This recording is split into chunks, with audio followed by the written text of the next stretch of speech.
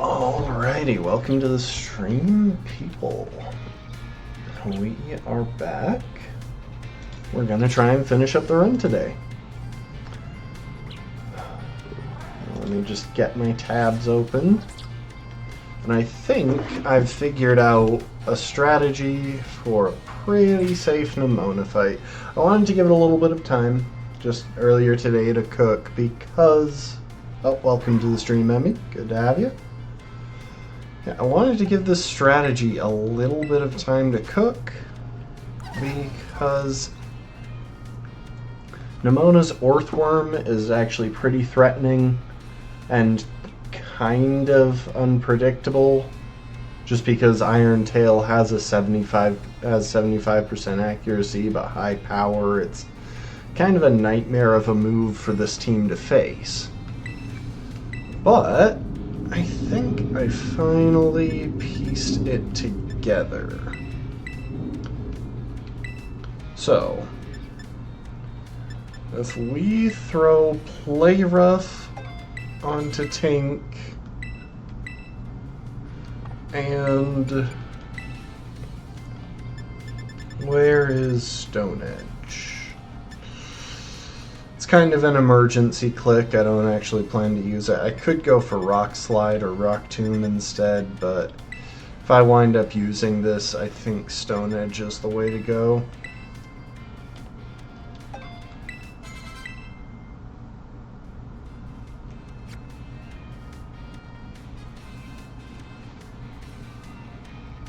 You know, something really dumb just occurred to me. Well, not really dumb, but I just realized that Michael makes more sense for this than No Nap. Okay. We got that. What is George packing? Yep, that works.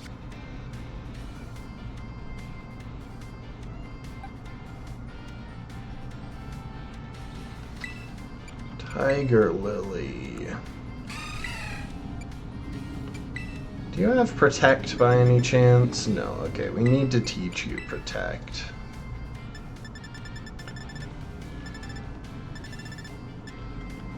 We need to craft a Protect TM. Oh, well, happy birthday in 2 minutes. Remind me 2 minutes from now and I'll actually say it. I'll say it again. Protect, there we are.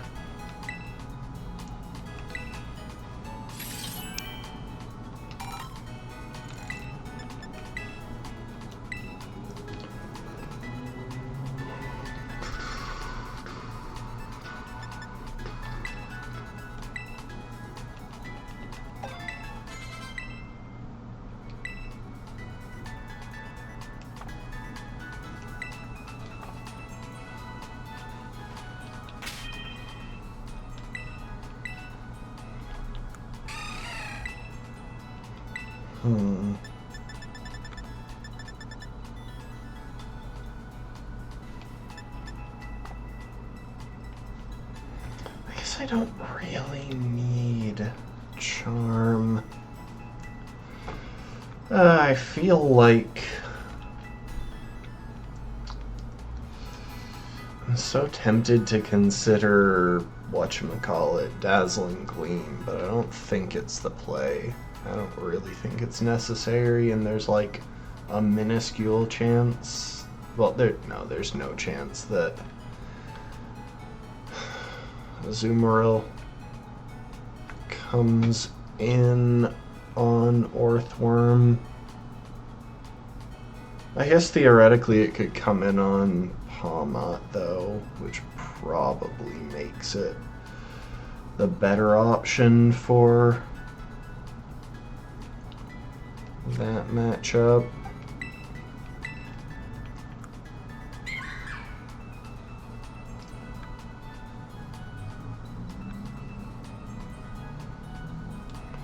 Can't Terra this thing anyway.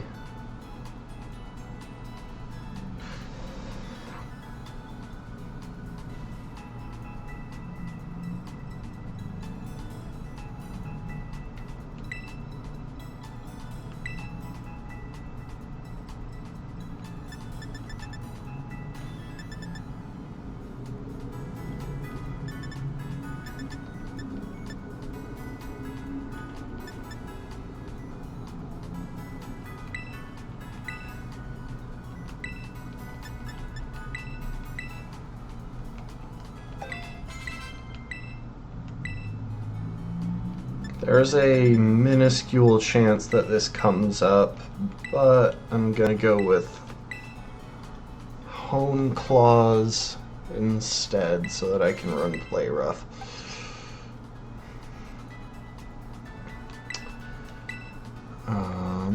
We want Dig.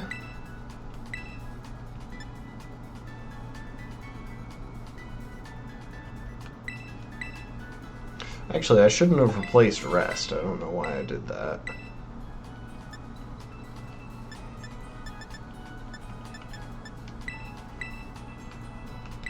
Snarl is good, though.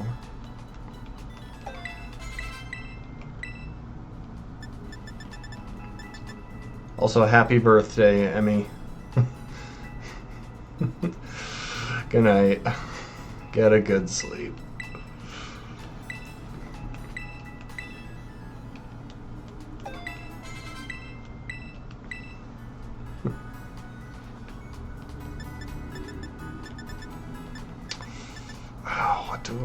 Where did I put Rest?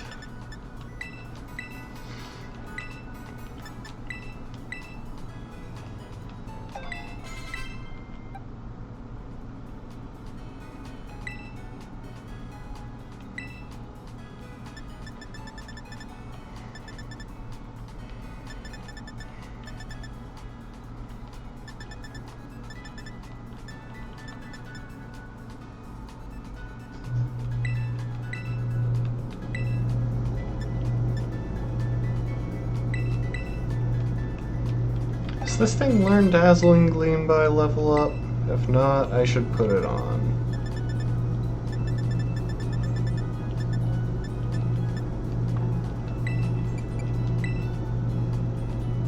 Where's Dazzling Gleam? There you are.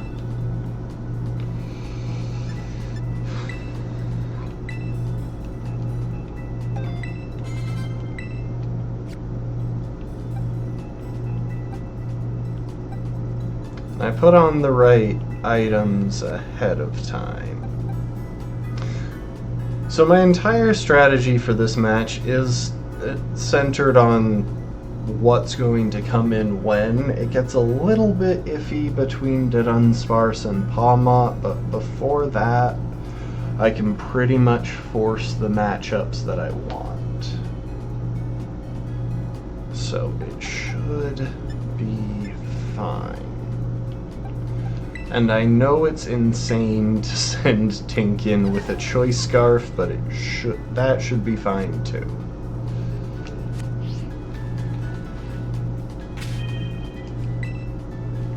Oh, I should level them up. I'll go ahead and level them all the way to 66, since you don't gain XP during this match.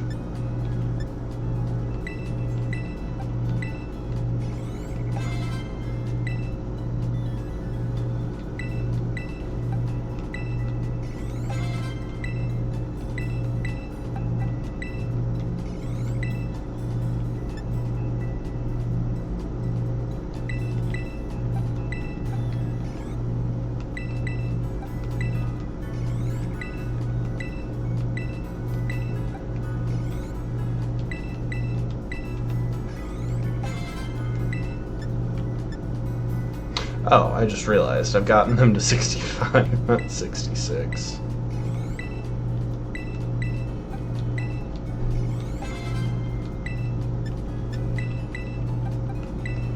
This might get all... I wouldn't have been surprised if that had gone all the way to 66 and 1. Because the Azumarill has like a crazy fast level curve.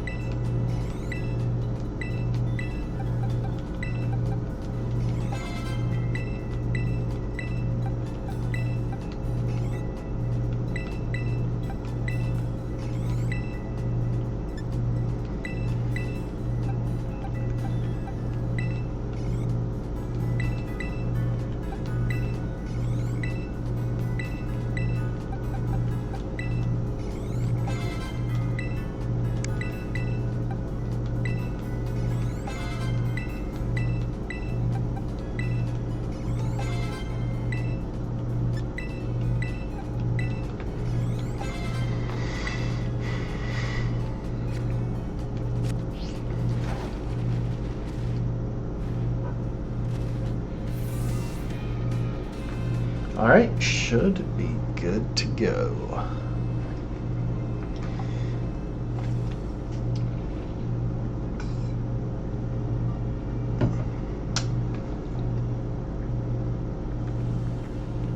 Hey, it's a Fido.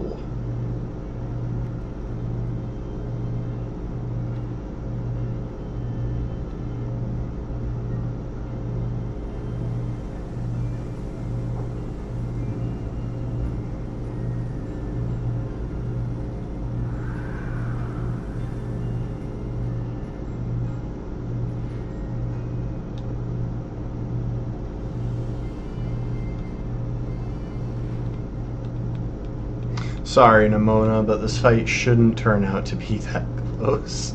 If I'm gonna be honest here.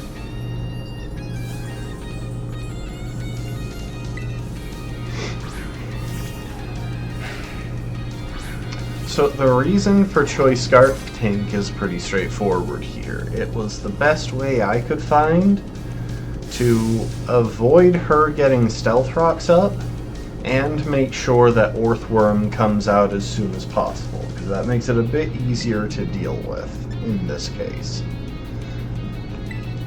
Choice Scarf outspeeds, and then Gigaton Hammer is an easy one-shot against something as frail as Lycanroc.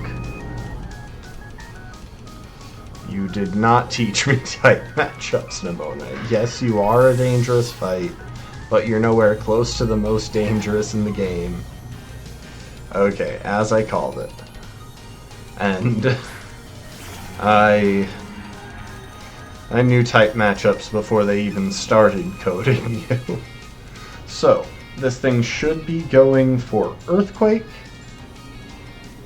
because it'll do the most damage, which gives me a safe switch into George with an air balloon.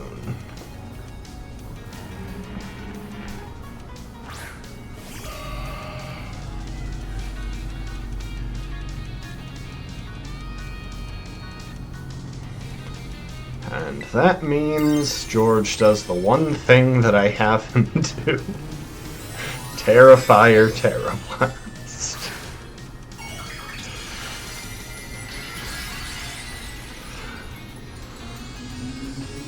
And this will one-shot, because Orthworm is pretty frail on the special side, but even if it didn't, Orthworm would be going for Iron Tail, which we now resist. It's all very clean. In all honesty, the Orthworm took less planning than the Pawmot, because Double Shock and Close Combat are a pretty tough pairing.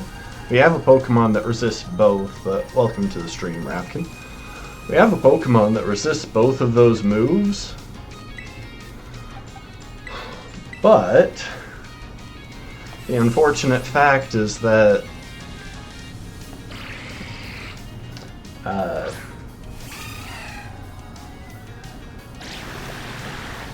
that Pokemon is pretty much the most frail thing we have. Now, Tiger Lily is able to switch in very reliably on Goodra, and because it knows Protect, we can stay in for a turn to maximize our healing. We're immune to Dragon Pulse, resistant to Muddy Water and Ice Beam. Did it just click Ice Beam? Because why? Why does everything want to go for ice moves against Azumarill? Like, it's such a recurring thing.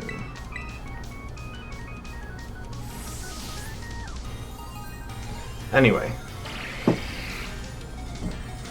It gives us a very safe switch into Tink. As long as we don't get frozen, because apparently this thing wants to Ice Beam us. And this should bait Muddy Water, which we should be able to take reasonably well.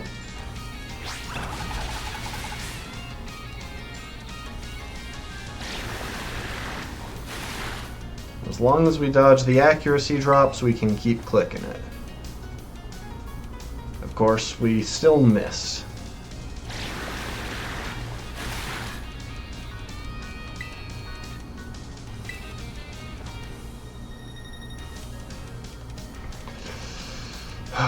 90% accuracy or 9% accuracy? Which is it?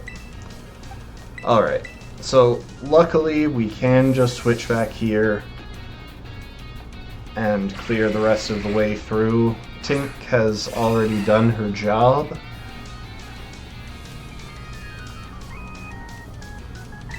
Also, I want to point out that Muddy Water is less accurate than Play Rough.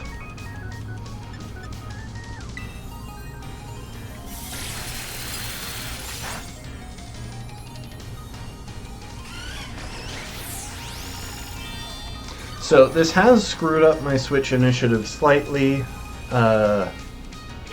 Dunsparce was supposed to come out before Palmot, but I can work with this.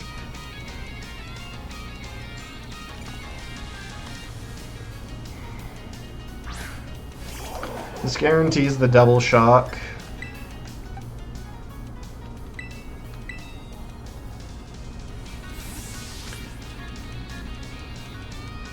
Tiger Lily has eject button. And should be able to survive one, but it wouldn't have been the end of the world if we got crit.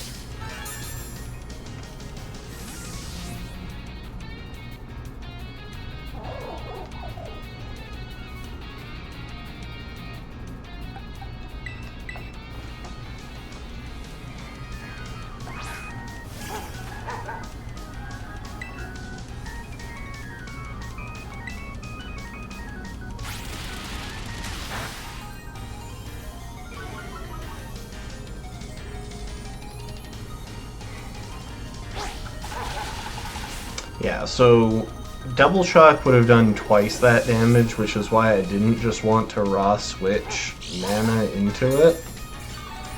Because if all else fails, we want to make sure that Nana has pretty good health for the Skeleturge matchup. And now it is checkmate. Because with an air balloon, the Dunsparce is physically incapable of damaging Hook, which means we can max out.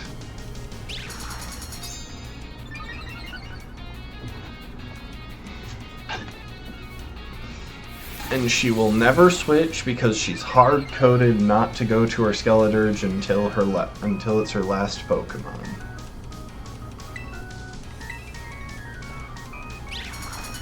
You know what's funny? There have been times when I considered trying to use Roar or Dragon Tail or moves like that in order to force switch in my opponent's ace Pokemon early, but it never worked out to be useful because I couldn't find a great scenario. There was never a time when it was the ideal strategy. It always meant that I would have to gamble with luck for several Pokemon in a row.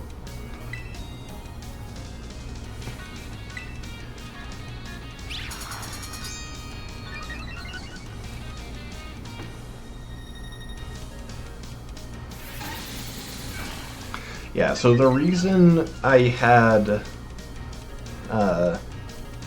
Hone Claws instead of Swords Dance is because if I was doing this setup before Palmot, I would have wanted Play Rough to be a guaranteed hit.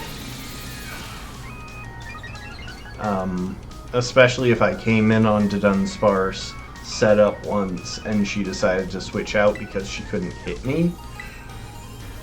Swords Dance being... Play Rough not being a guaranteed hit, and not knowing if Swords Dance would guarantee the one-shot with Spectral Force would have made the whole juggling trickier. Especially if she started bouncing between them, because sometimes the AI reacts weird to getting its type changed, like Double Shock does. Anyway.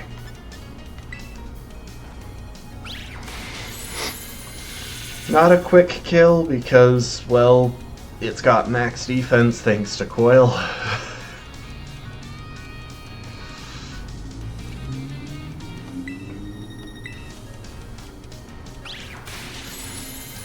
Oh, is that a crit or just... Okay, it was a crit.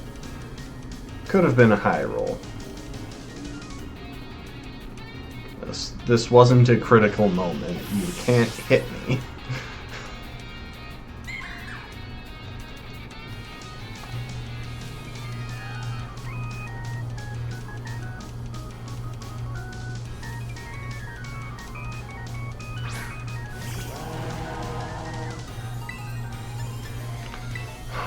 Goodbye, best starter in this game.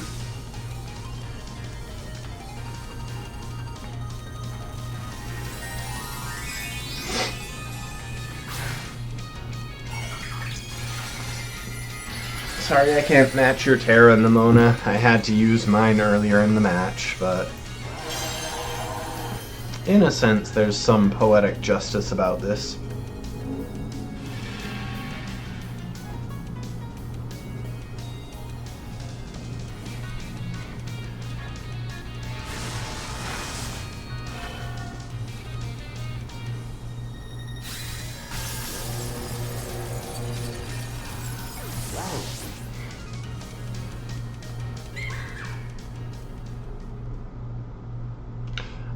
I wonder if the cutscene after this is going to be skipped. Okay, it isn't.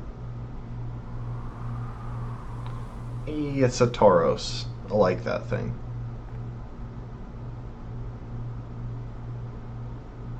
Why am I suddenly so close?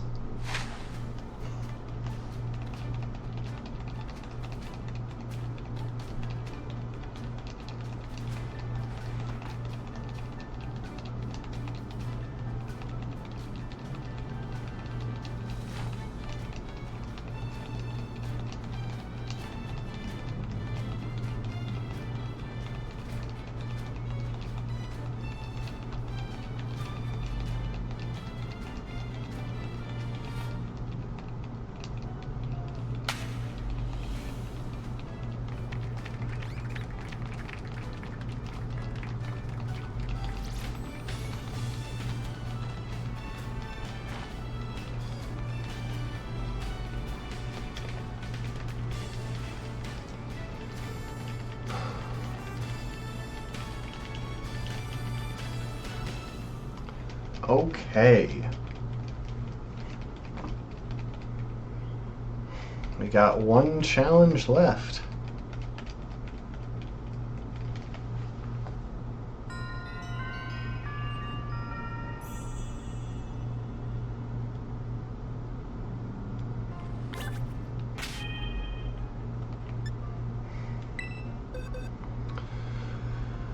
All right. The last thing to figure out is who will be bringing to Alsada.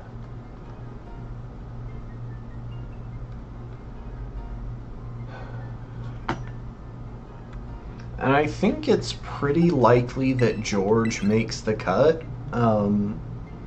Just because I think that Terrifier will still be kind of insanely useful. Screamtail isn't a huge issue for Tink.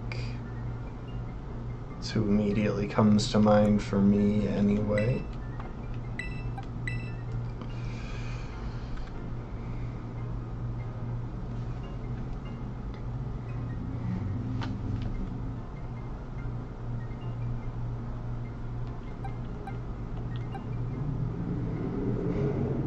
Now, the tricky Pokemon in this set, I think, is going to be Sandy Shocks.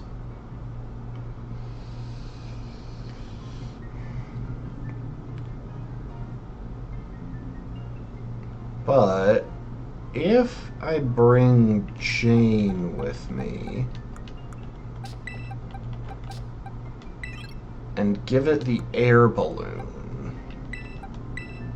it should honestly do pretty well.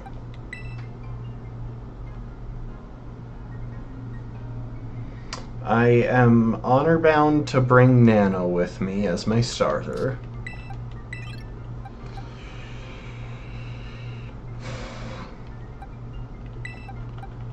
But we are going to catch one final Pokemon down there who we might just try and bring with us, because Fluttermane is pretty cool.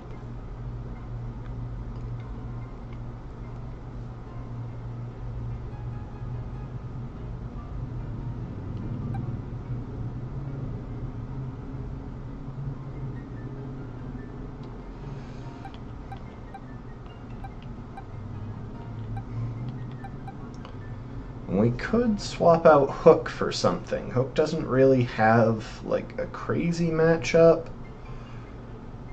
Although, it could do well into her Fluttermane. Choice Scarf.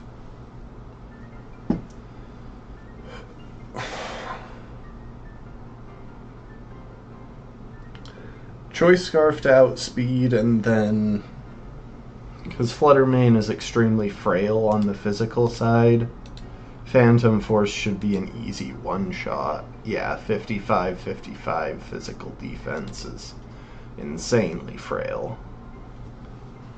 So Hook kind of makes sense to me, but I feel like it's worth considering other options as well.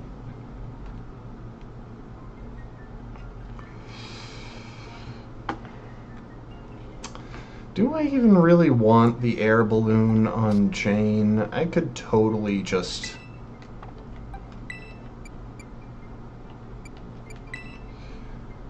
run like Big Root and be able to tank everything this thing does to me.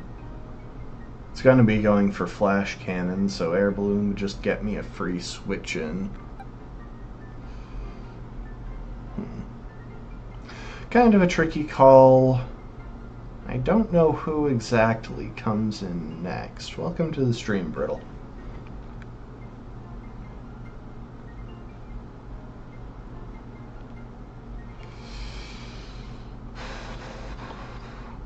The thing is, fairy types match up pretty well into this team, all things considered.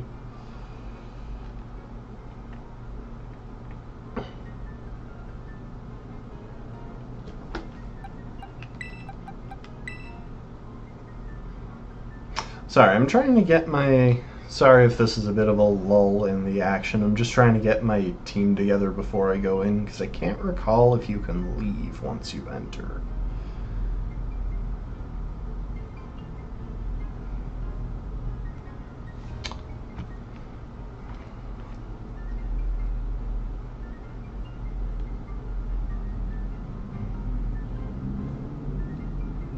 Real quick, what is Sandy Shock's special attack anyway? I always liked that Pokemon. I know a lot of people don't. Okay, 121. So that is pretty hard hitting, but I have one of the strongest special walls in the game. And it'll be restoring health.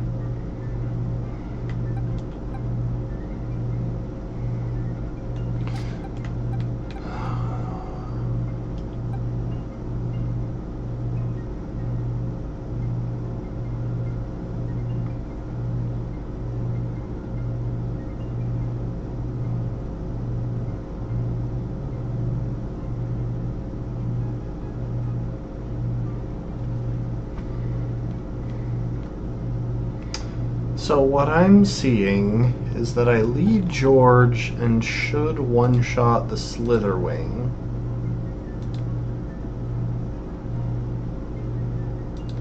With Terra Fire, Terra Blast. What does Lunge do again? It lowers attack, right? Yeah, Okay, that's nothing to worry about. It's probably what it'll click, but it's nothing to worry about. It doesn't lower speed, which would have been the real fear.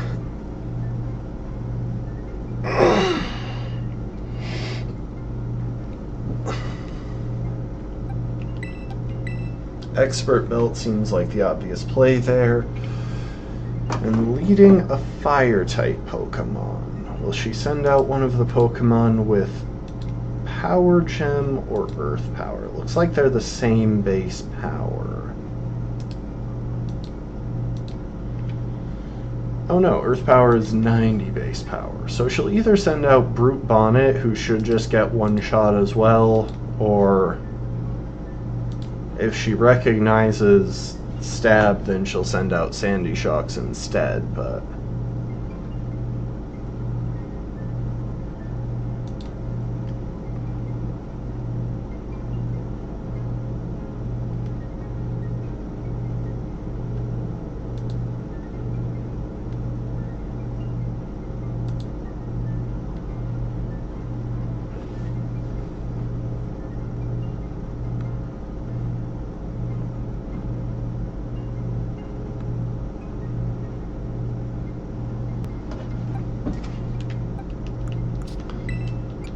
what's your special defense like? Could take a fire, it could take an earth power, but I don't really want to bet on it. Also, you have a really bad speed, Ivy. Welcome to the stream, Lastborn. So I do want to double check and make sure that you're not struggling to outspeed any of this at... Okay, Brute Bonnet is 55 base speed, Slitherwing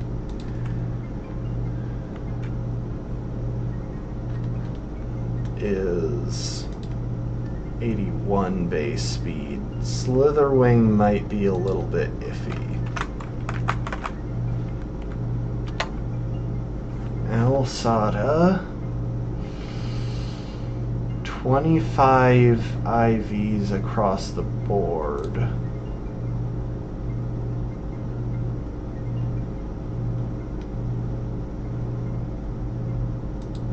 And then 30 EVs on her ace.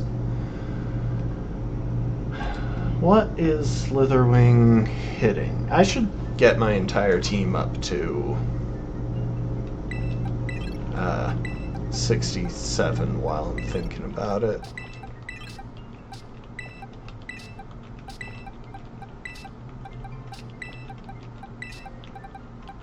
Because why not? I've got the resources, and I'd like to know their actual stats.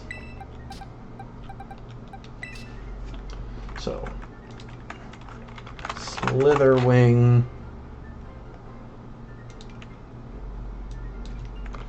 66.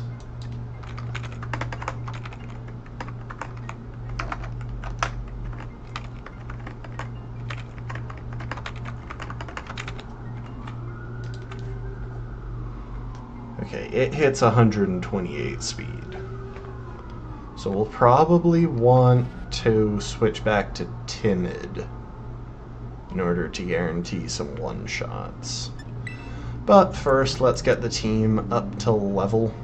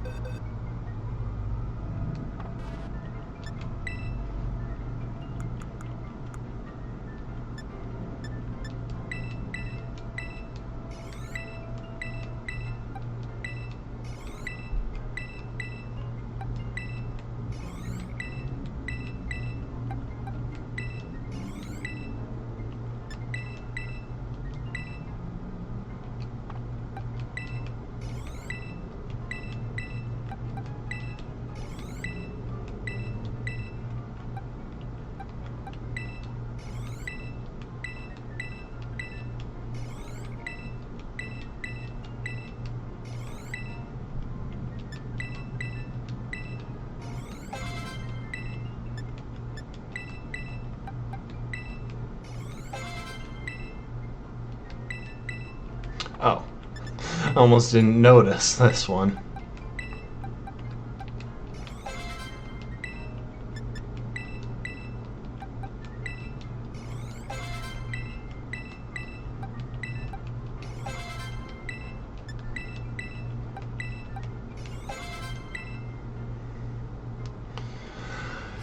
Okay, so George is outsped by that Slitherwing, but probably won't be if I change his nature back to timid.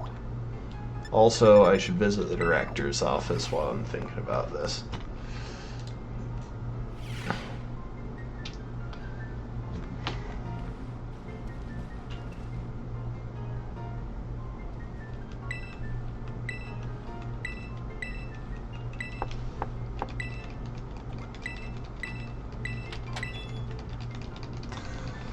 I have to do this to finish off the storyline.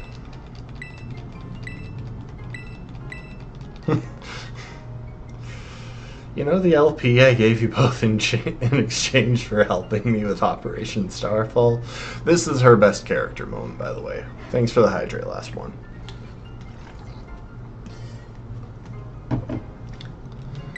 I got hold of it sort of illegally by hacking the Pokemon League's LP management system.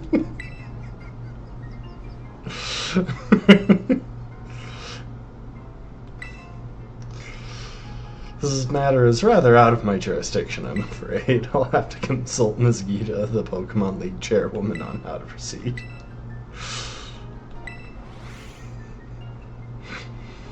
Oh... That is the only character moment I care about in the entirety of the Starfall storyline.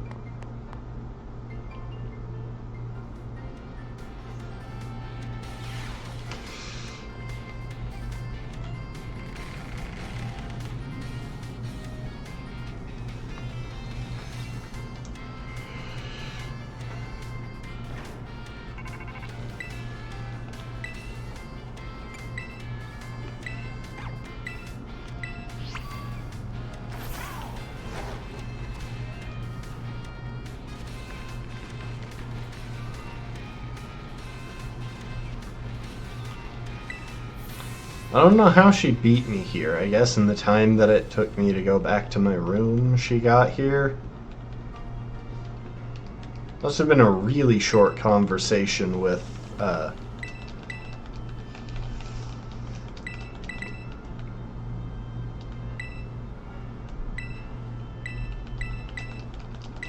whatchamacallit, with Director Clavel. Oh, Draco Meteor. Yeah, I won't put it to any use. I can't use it. None of my Pokemon can learn Draco Meteor.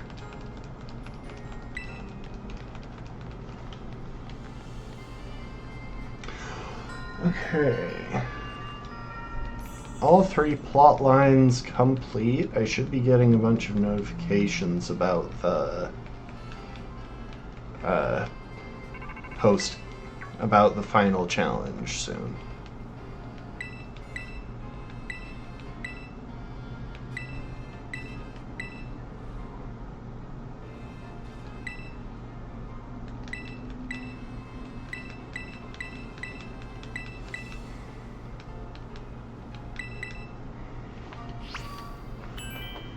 Okay.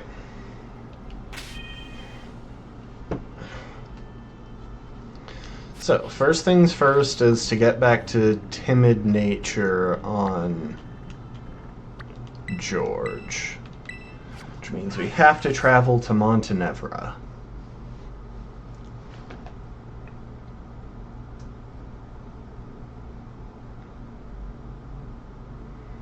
I'll turn off autosave real quick.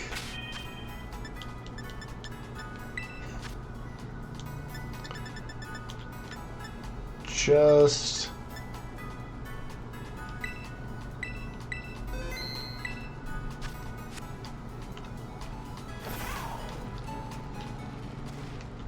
to be sure if I regret this decision that I can go back. rather than sinking 20,000 into, or an extra 20,000 into it.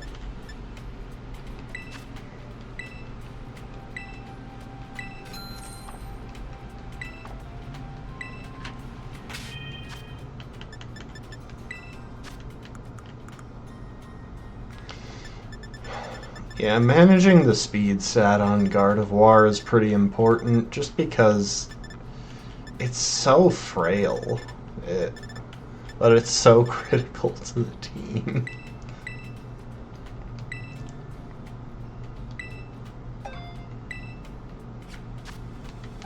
Okay, what's your speed stat now? 128. That's not good, because that's an exact tie. Do I have any speed boosting vitamins?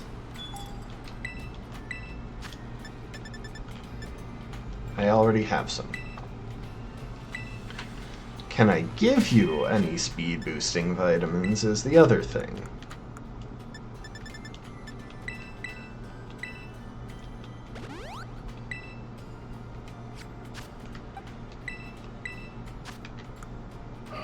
Okay, that works.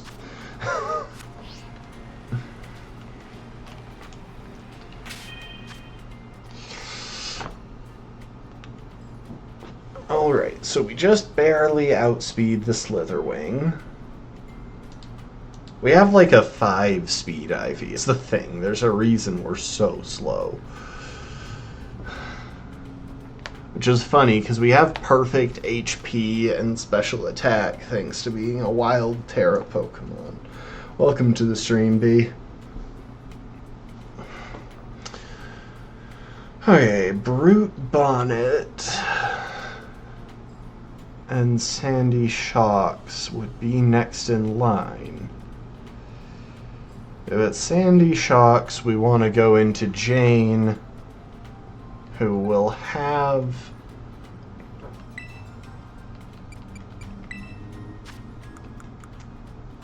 I'm tempted to just give Jane the Assault Vest, to be honest. Because there are a couple of strong special attackers that she might wind up switching in on.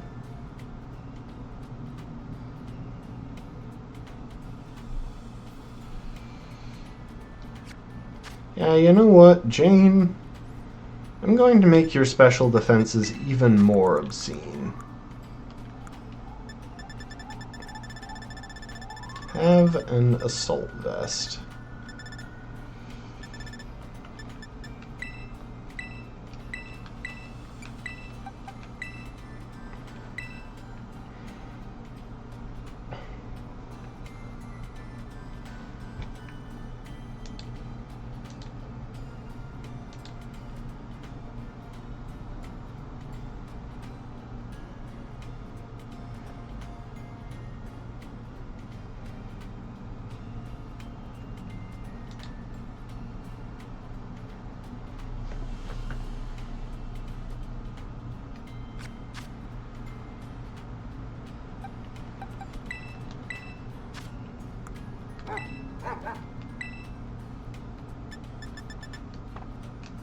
Let's make another Protect TM.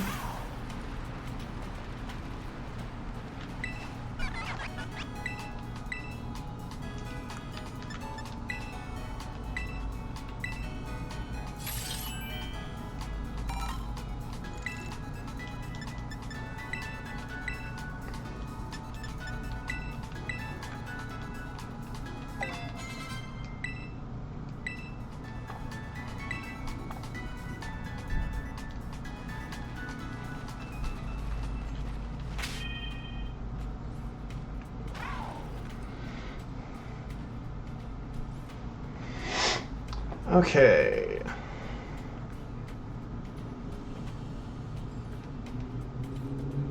So because this will be the final fight of the run, we can afford to make some sacks as needed. We don't need to think quite as hard about our switch positioning. So George will bring in either Slitherwing or Brute Bonnet, and I can't tell which because I don't know if not noticing stab when making move power calculations is a universal thing or a Gita thing. I won't know even after this match. Because if it's not if it is a universal thing, then she'll just be choosing randomly between Brute Bonnet and Sandy Shocks.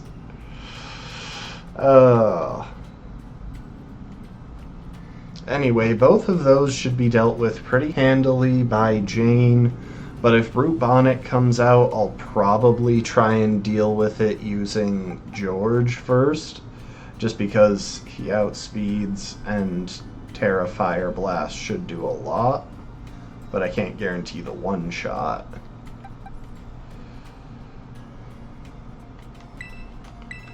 Real quick, did you ever learn Trailblaze?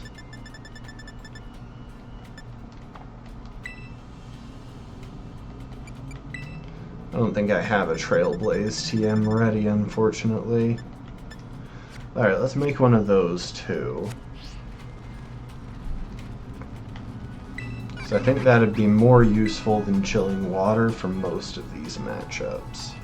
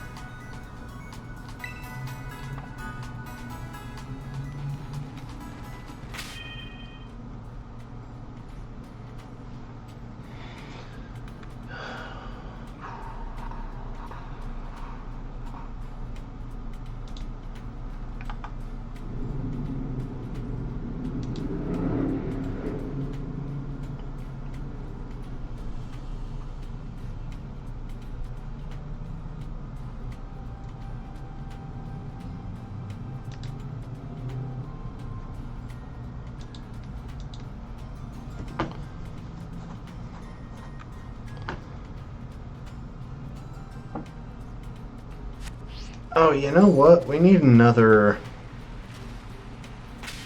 We need to put autosave back on, first of all.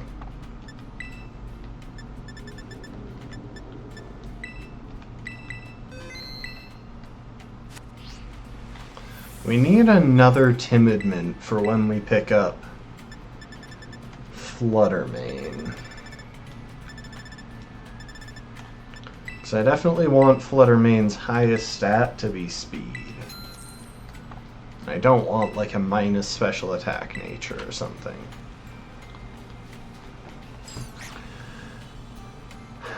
But finding decent moves for Fluttermane shouldn't be a huge issue. Looks like most of the good ones are in the level up moveset, which is nice.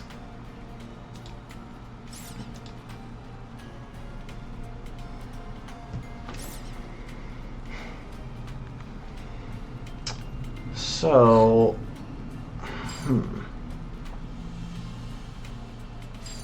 I'm guessing regardless of who Jane takes out first, that... Wait.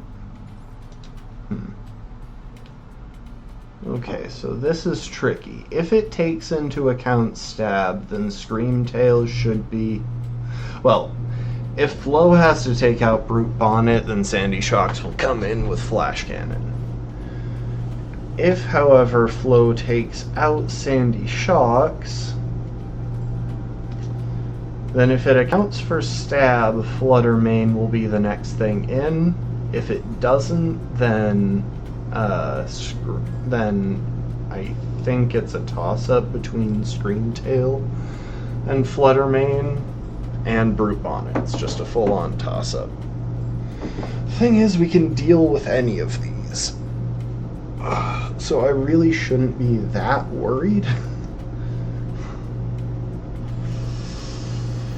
Yeah, let's just put someone on in the last slot.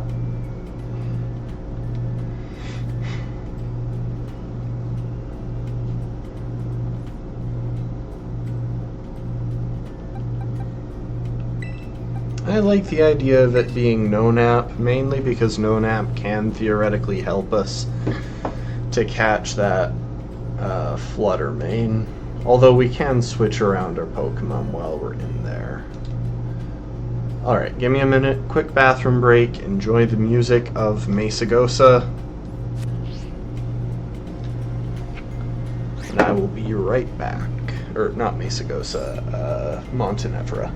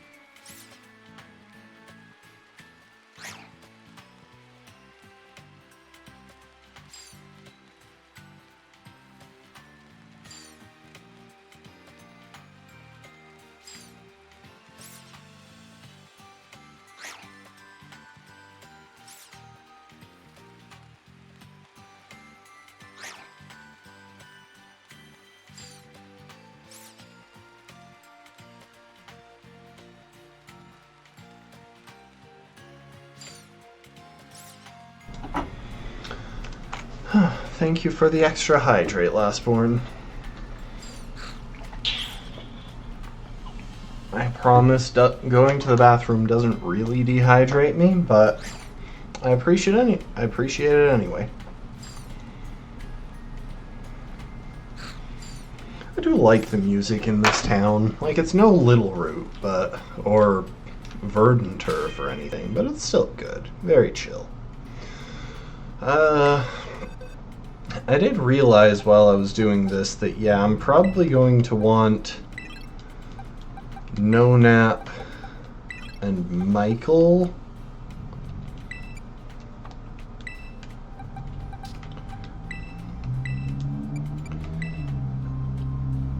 On the team for actually catching.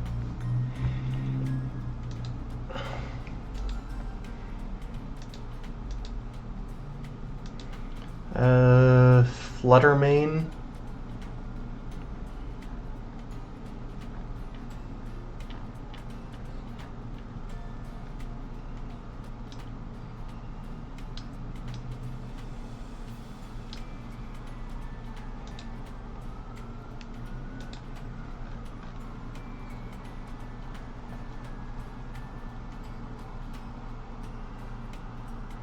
Okay, hang on.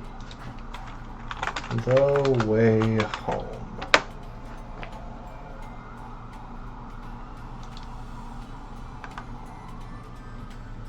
There we go.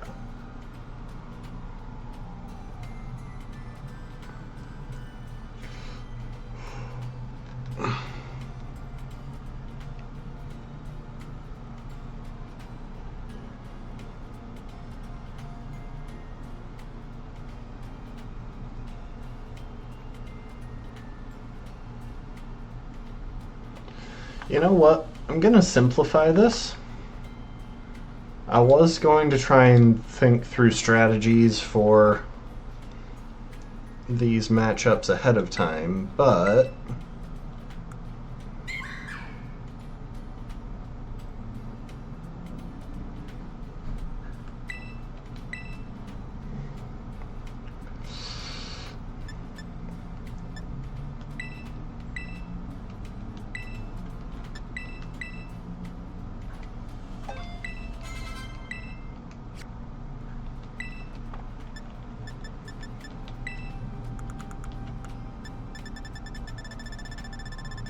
I think there's a simpler method.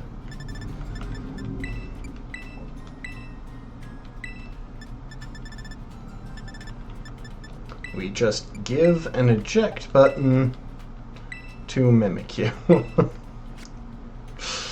And then we lead Mimikyu. Safe from getting one-shot by anything we might encounter thanks to Disguise.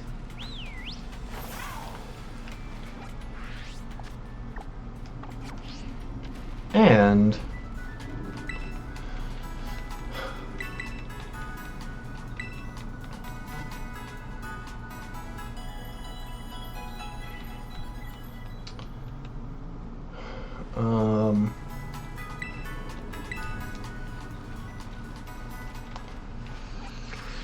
we have some good coverage on Mimikyu in the process.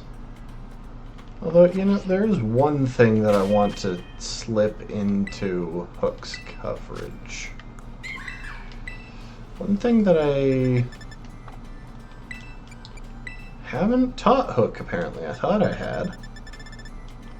There you are.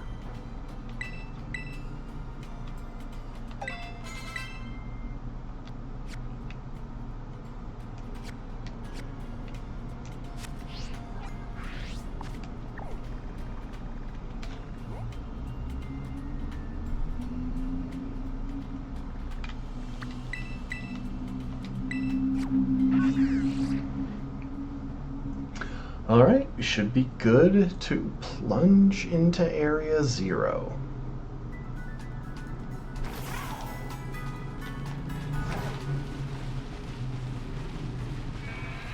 Hi, Drifloon and Drifblim.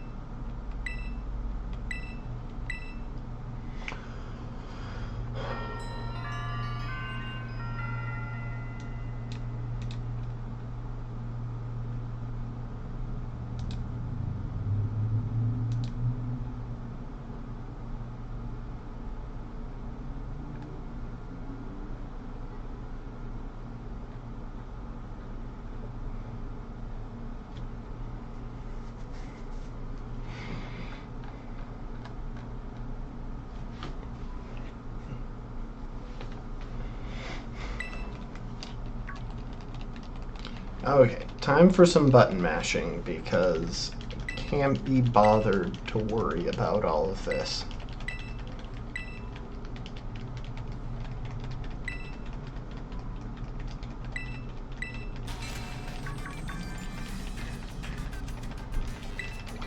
Also, did they steal this music from Paper Mario: The Thousand Year Door, like the X-Naut's Fortress?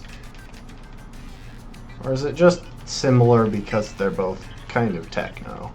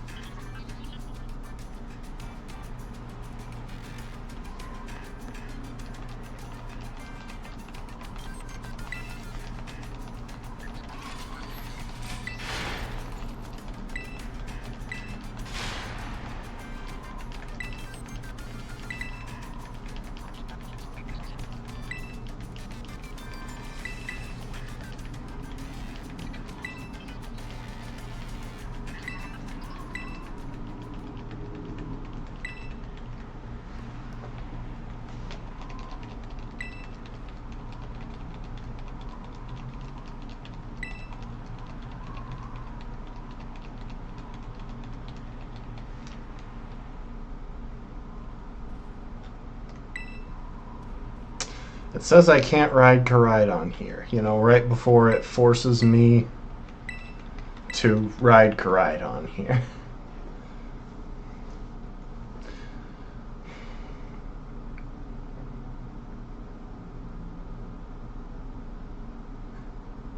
Okay, we do get to skip that cutscene. It's so arbitrary what cutscenes you do and don't get to skip in the area.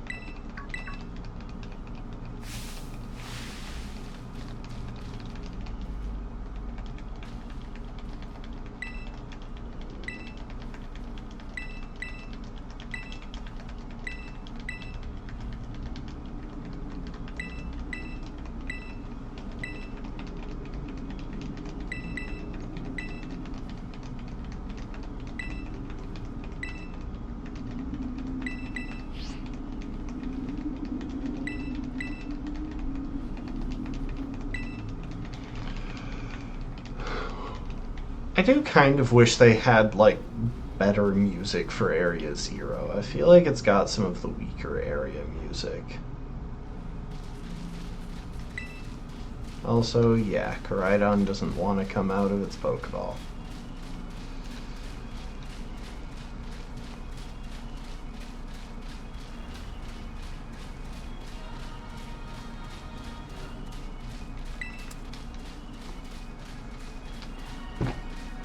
Oh, right, there is more to it.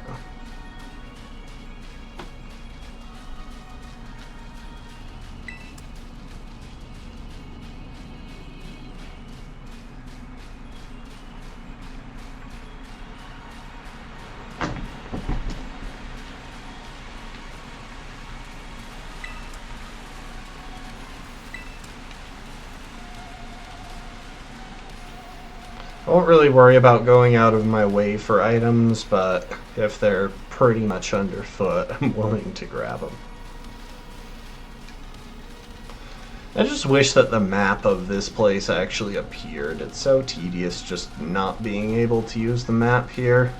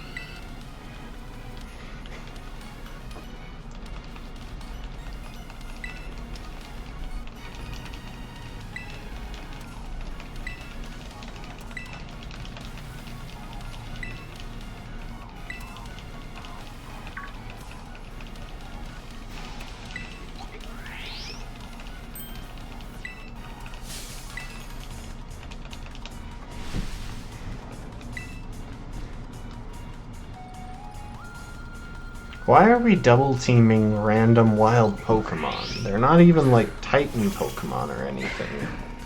They're just completely normal Pokemon.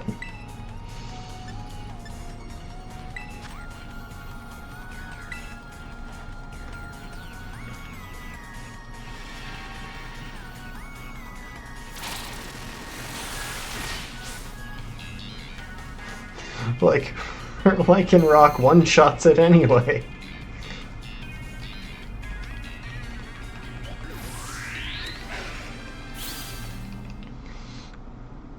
We are going to gain a small amount of XP on the way in, but as long as we're not getting any that like pushes us to the edge, I'm not going to worry too much. And if one of our Pokemon overlevels, I also don't think I'll freak out about that. It's not the end of the world.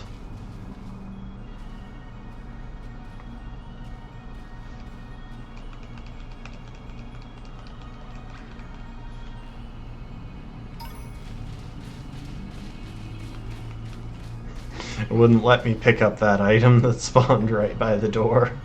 I was mashing for it.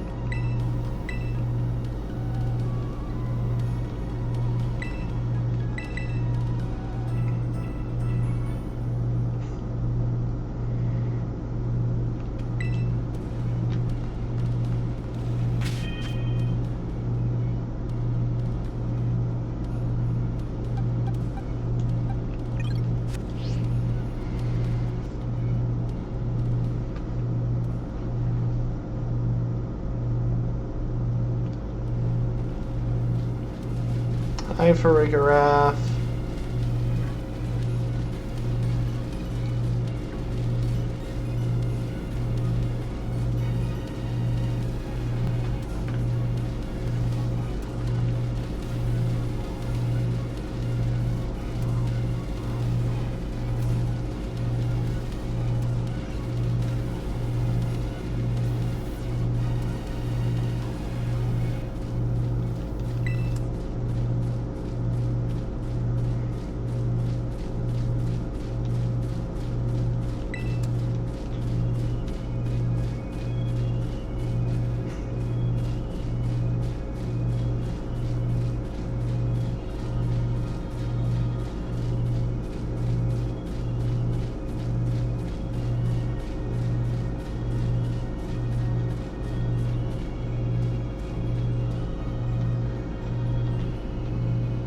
Whee!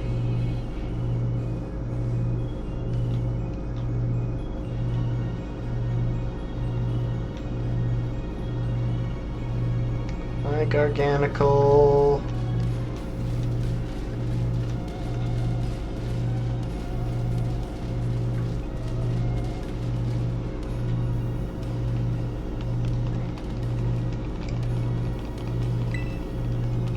It took us like 2 minutes, Penny. Shut up.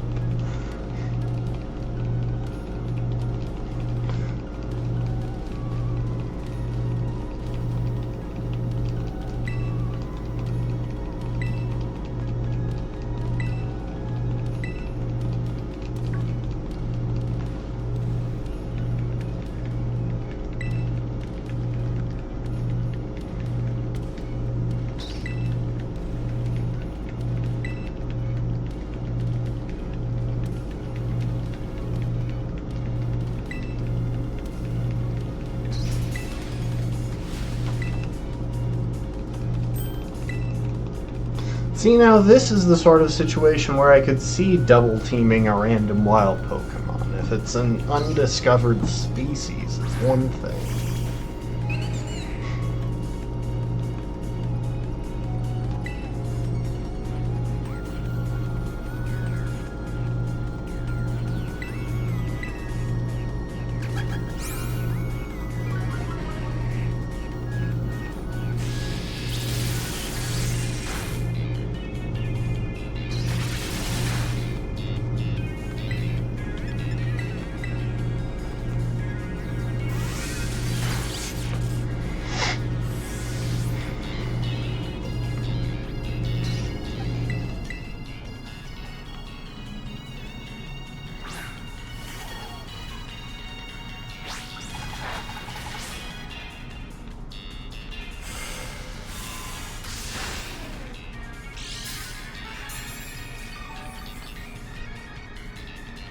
Okay, let's just clean this thing up real quick. Its move selection and targets are completely random because it's a wild Pokemon.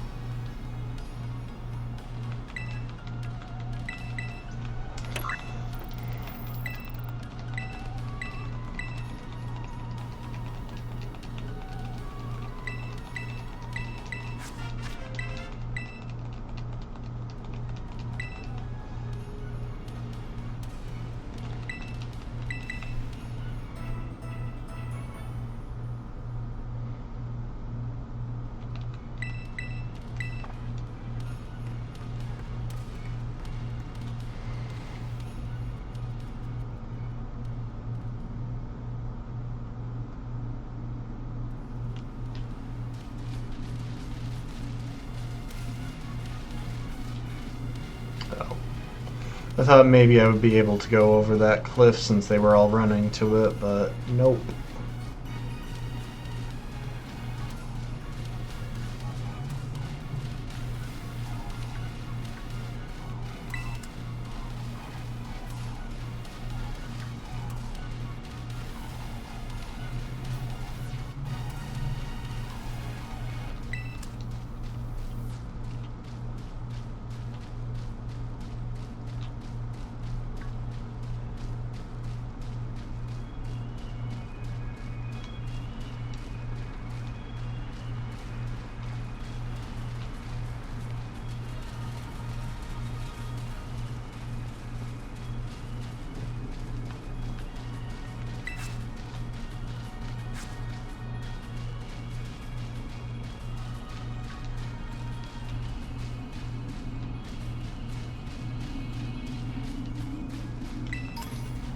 Alright, Chansey, I don't need this right now.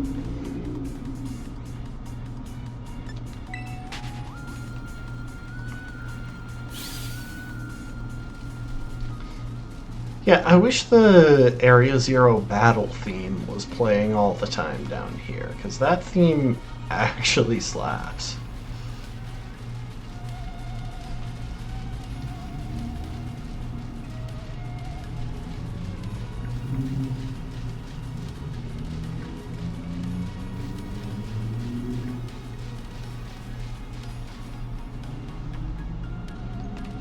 Alright, what do I fight here?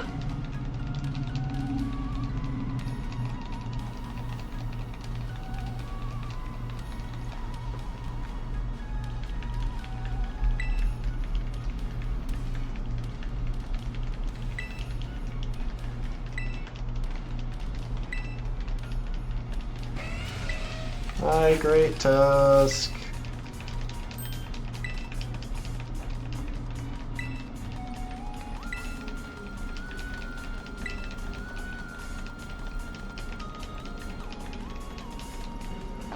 I'll probably just jump over to Nana. Yeah, see, this theme is great. Why couldn't this be the entire theme for this area?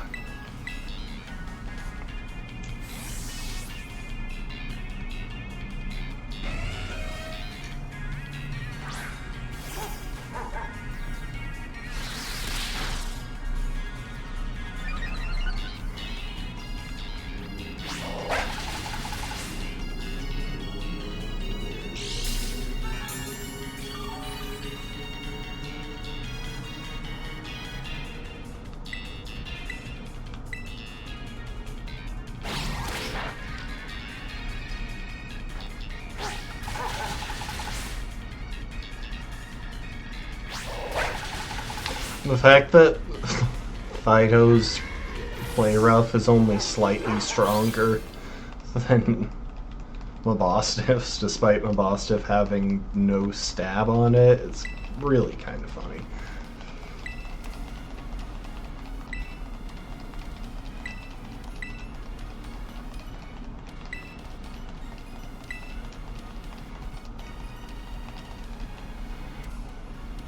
I will admit that the actual twist of this was not what I expected when I first played this game.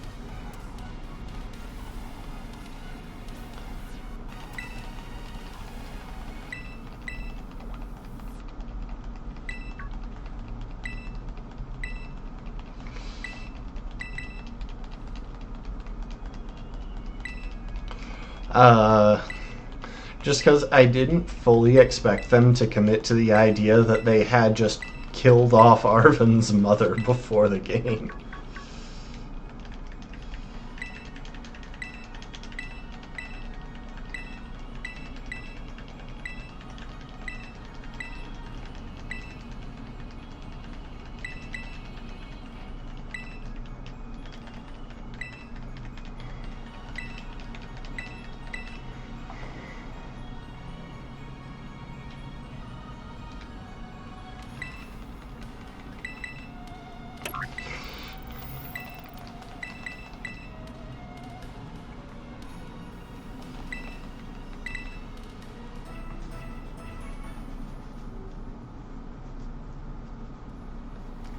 Like, in recent years, the Pokemon company has kind of avoided killing off characters in their storyline.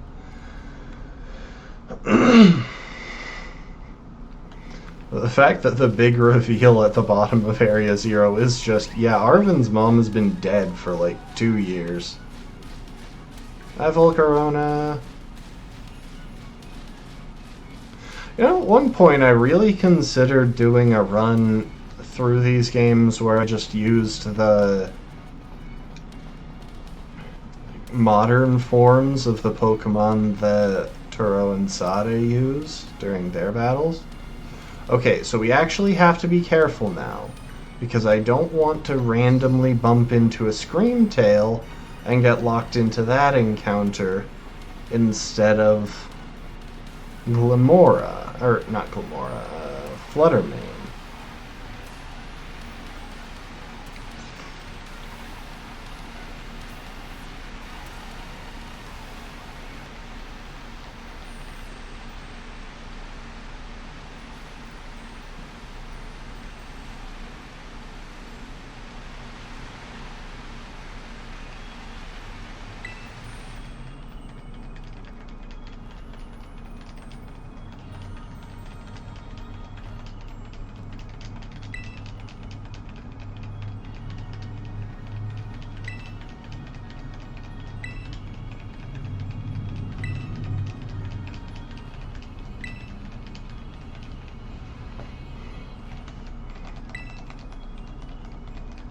You gotta wonder how Arven feels, because he's pretty obviously the oldest person in this group. He's the one who put the group together, and he's invited 3 little girls to go as backup for him.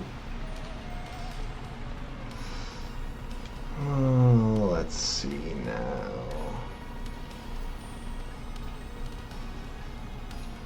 What's this?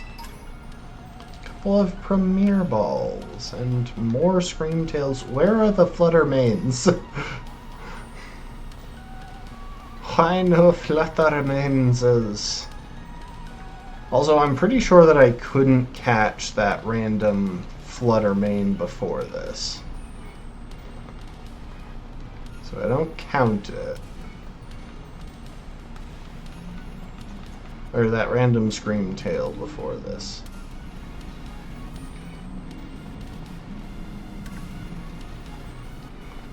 Here's Wireless.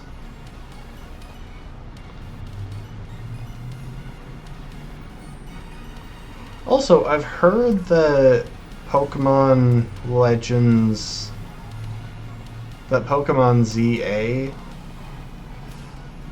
is runs a lot better on the Switch than this game does, so that's good.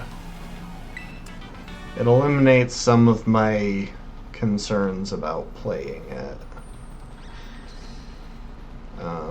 Where are we going?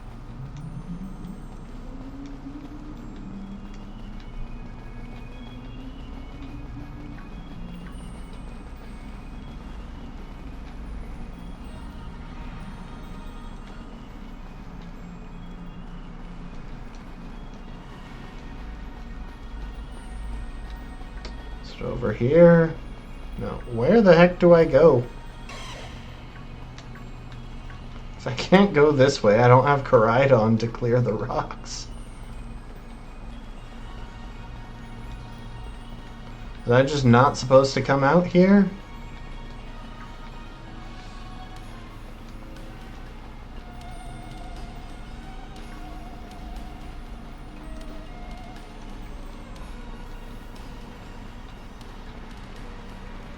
Hide Dunsparce.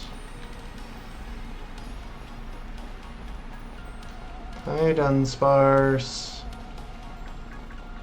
Is there a path down over here?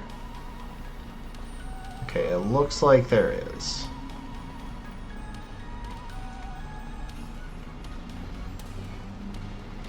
I also can't really stop moving because I don't want any Screamtails to catch up with us.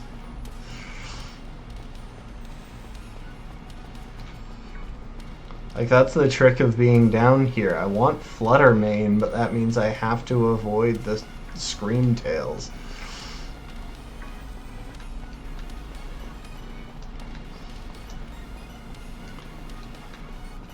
You know, I was thinking that that was just Glamora glitched into the wall, but now that I think about it, it is the Stone Flower Pokemon. So, that's probably just something that it's actually designed to do. Okay, I think once we get past this research station, we can start encountering Screamtails. If I'm remembering right. When will I buy the new one? I'm really not sure, because I still haven't beat Legends Arceus yet. I kind of want to do that beforehand. Welcome to the stream, Rocky.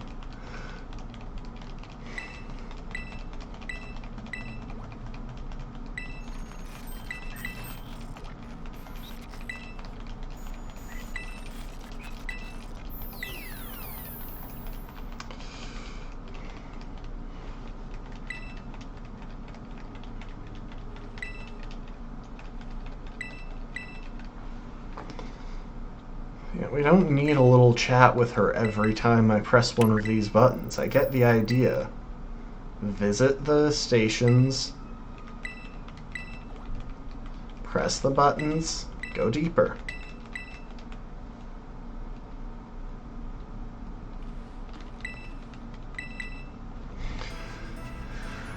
I gotta say, I watched a video that showcased all of the megas, and of the new ones, it's really a mixed bag. But Mega Starmie is one of the saddest things that the Pokemon Company has put out in a long time.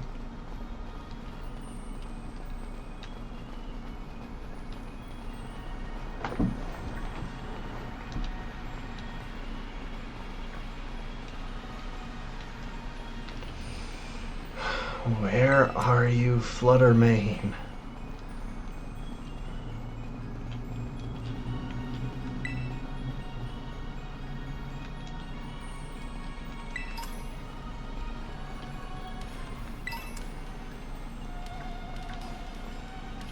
Can't keep dodging Screamtails forever.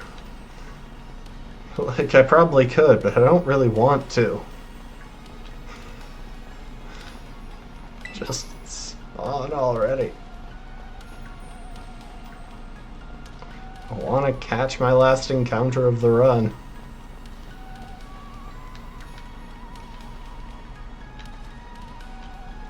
I really shouldn't have been looking off to the side when I'm running, because that's the sort of thing that gets you walking into a Pokemon you didn't mean to encounter. Because that's the singular thing that I'm worried about doing right now.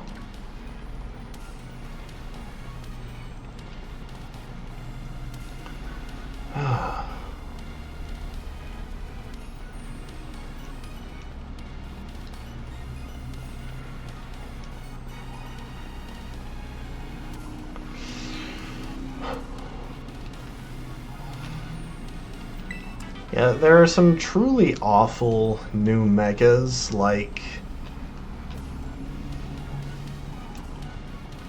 Well, maybe it doesn't start spawning until I open this door. There are some truly awful new megas like Pyroar and Starmie and Scrafty. But then there are also some really cool ones like Chandelure and Drampa that just look absolutely sick. It's like, what is with the inconsistency here?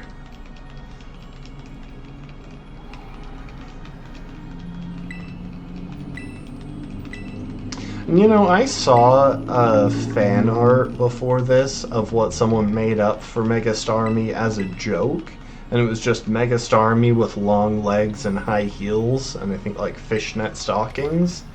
How is the actual result there worse than the joke someone made?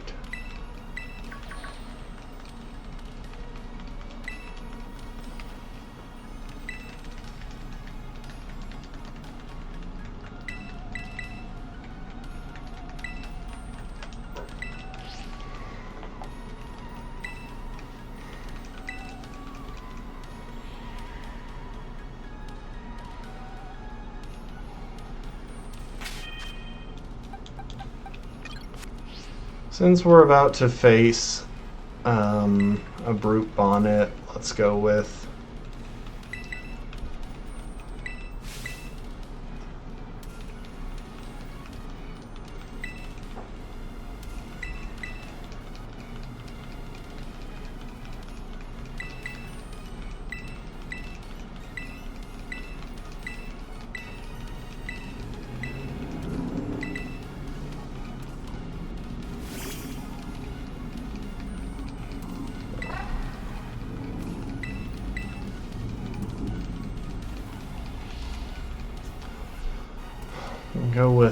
Hook to deal with the brute bonnet.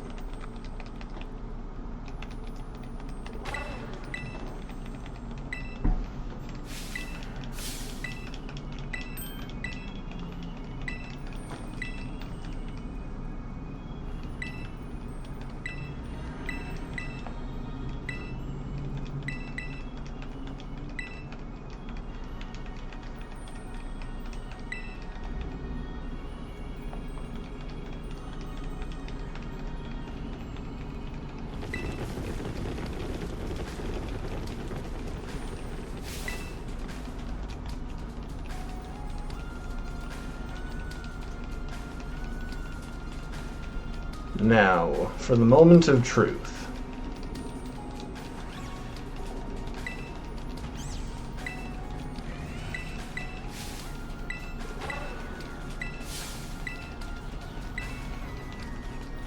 Can we even throw Pokeballs during tag team matchups?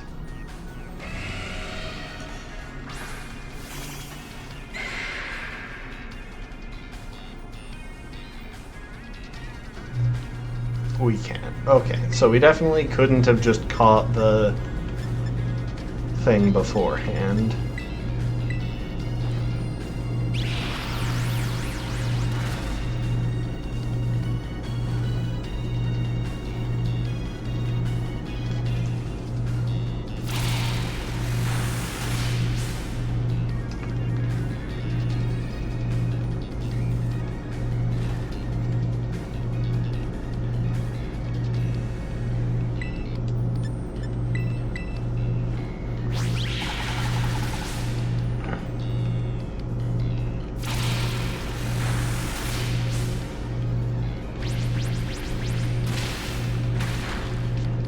Oh, see, it's a good thing that Hook still had Disguise up, because that was a 150 base power Stomping Tantrum.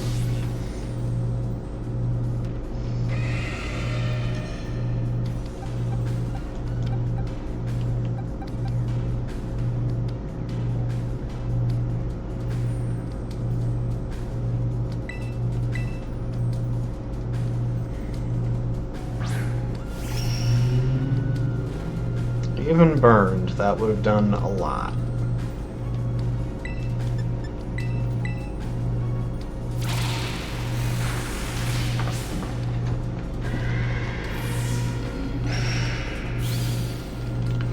Oh yeah, I might see if I can take a second to swap out my team.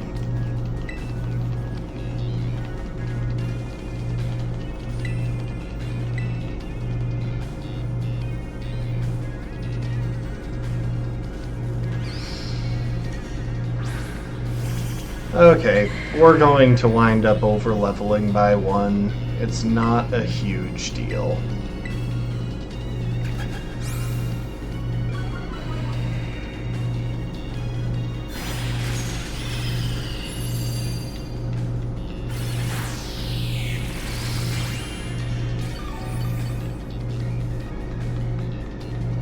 Kinda forgot that these battles gave a lot of XP. That there would be a bunch of them in a row.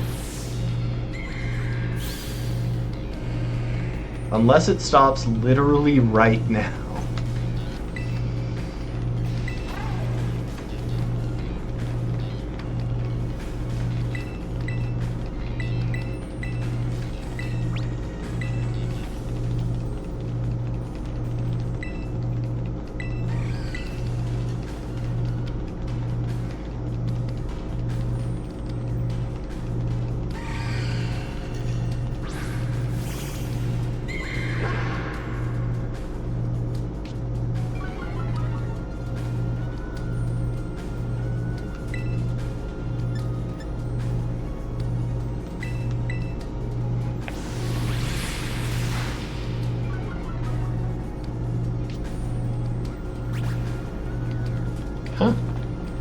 Kind of forgot that thing would outspeed me.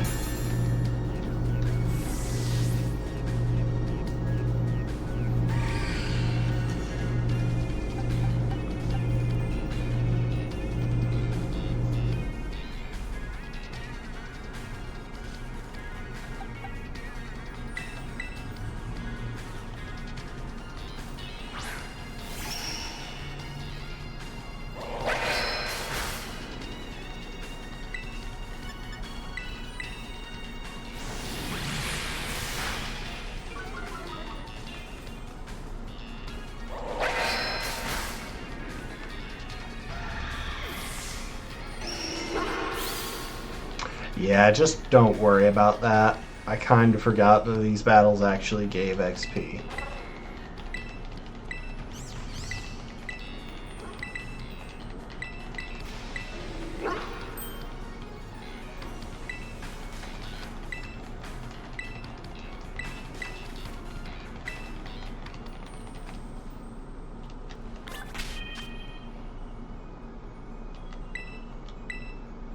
Did I get a full heal there? Yes, I did.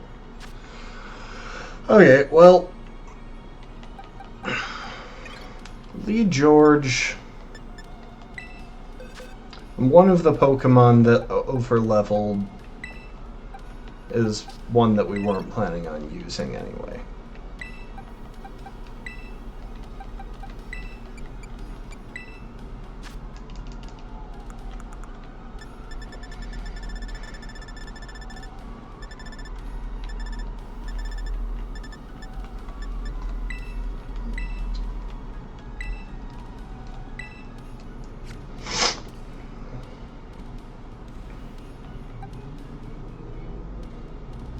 Oh, hang on.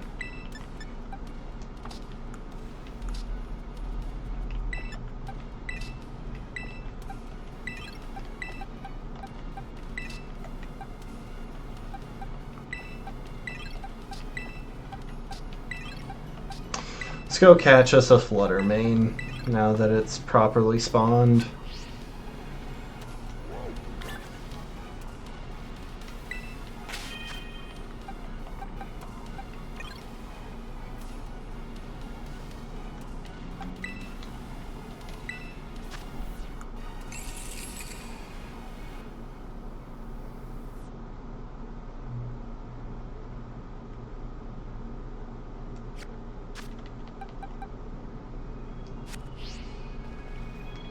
I keep thinking I can ride Koraidon here.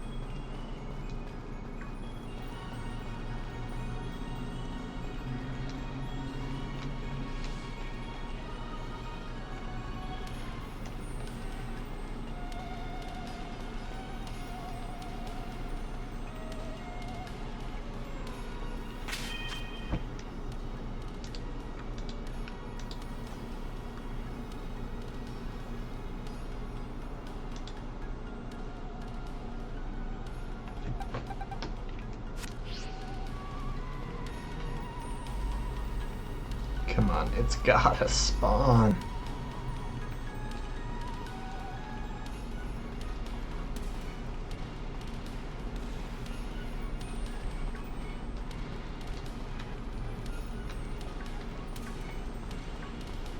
I know they can spawn beforehand. I swear I've checked this once before.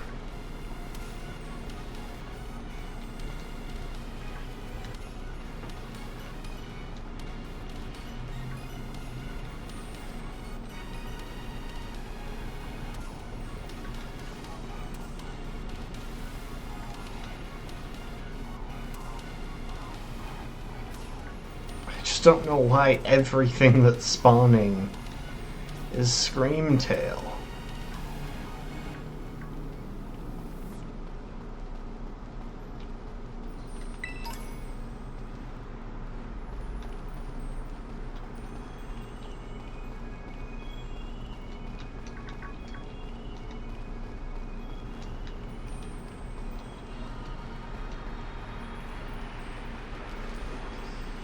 Okay, I am going to enter this research station, take a quick nap, just let everything reset. I'm so tempted to go and just eat a sandwich that boosts ghost type spawns.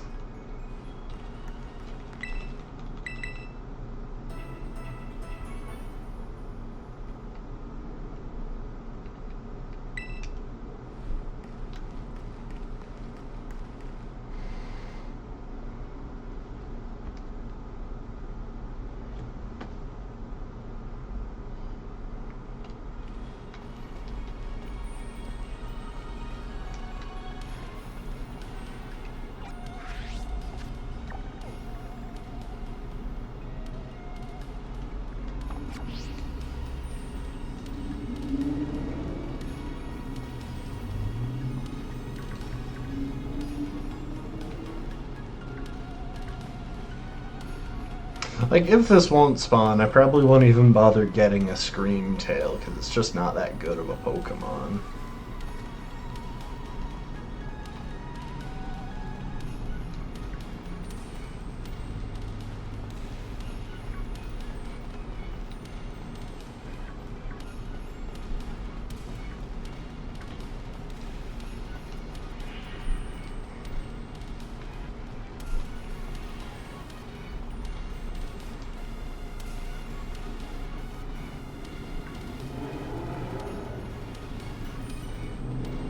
I swear they spawn before you beat the final fight.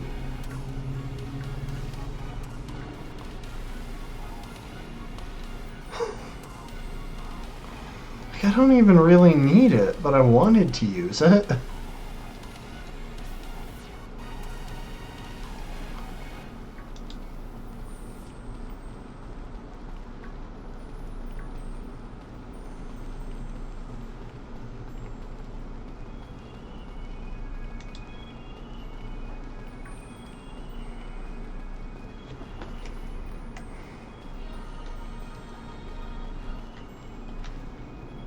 Okay, I'm doing a little bit of extra research. Give me a second to scroll Bulbapedia.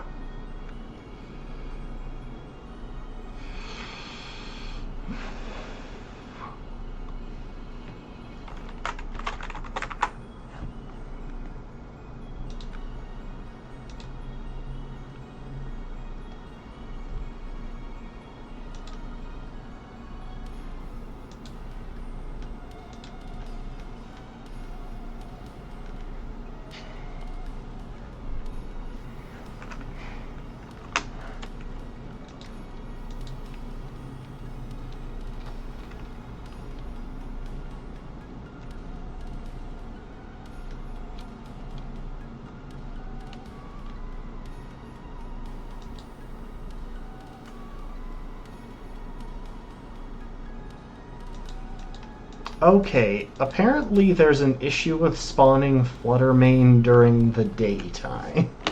That is stupid.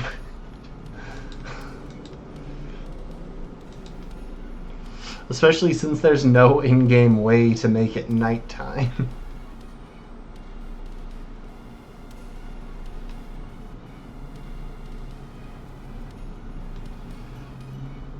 Yeah, so it's spawning and despawning so rapidly.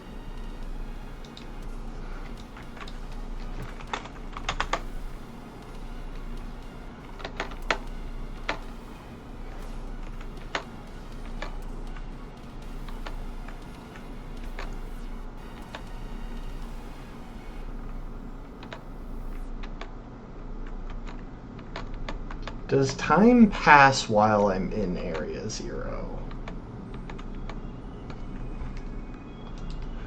Okay, folks, we are going to take a bit of a detour.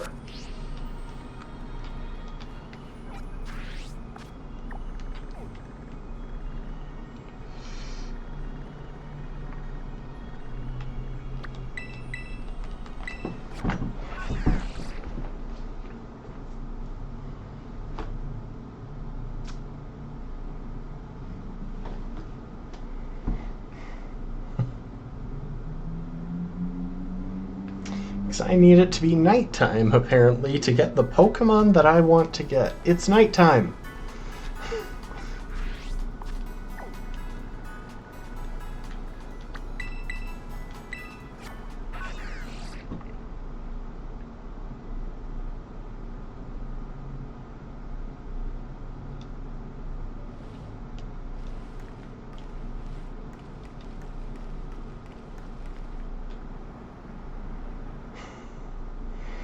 Why was it still having issues?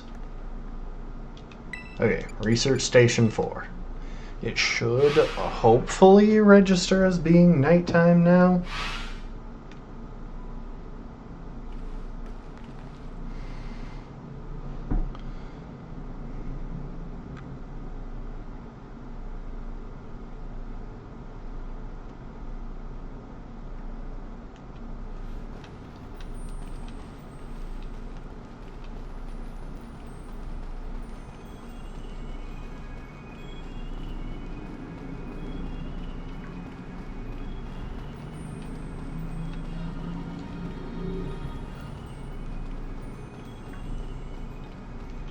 The lighting does feel different, so hopefully that dealt with it.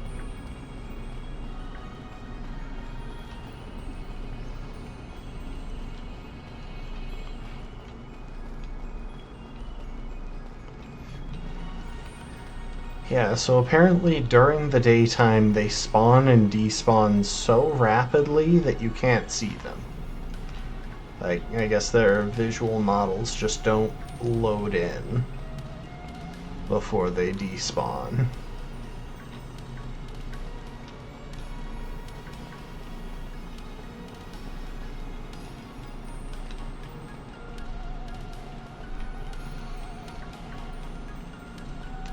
There we go.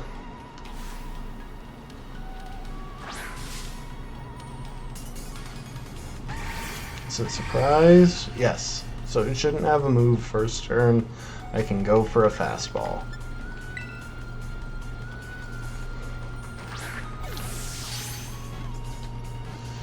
Oh.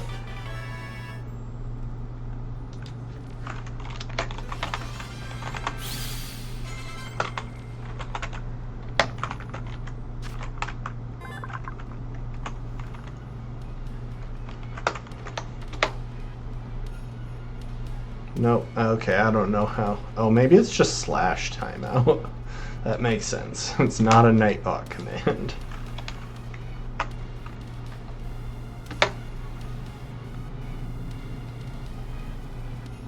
Oh. Tricky. 3 L's. I should just ban the person. I say person, but that's a bot.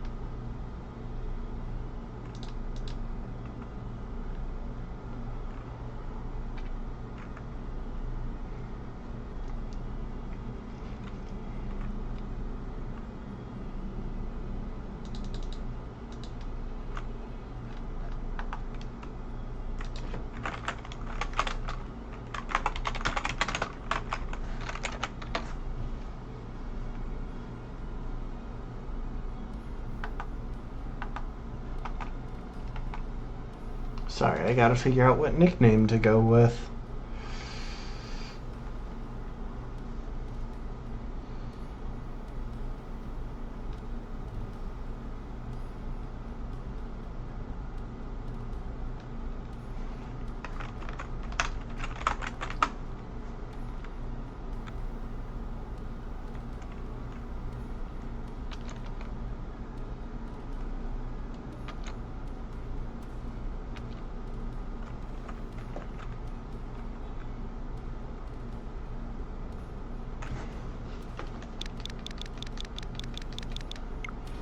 Oh, wait. I didn't mean to do that.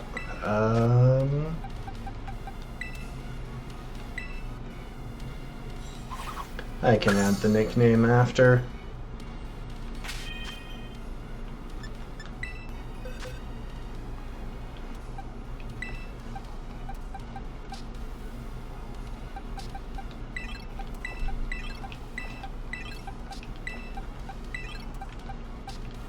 And again, you guys didn't see anything. That is definitely a level 67 hook.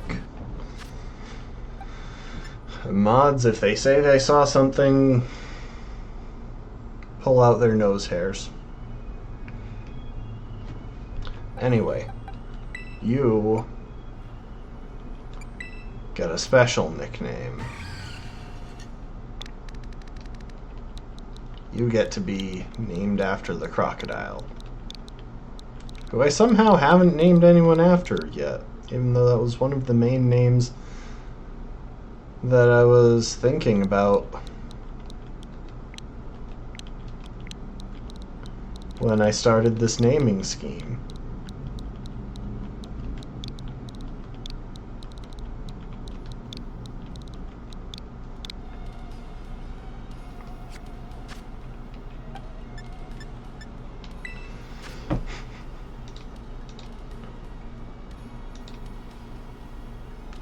And in case anyone was wondering, yes, the real reason that I haven't done this, that I'm not bothering to switch out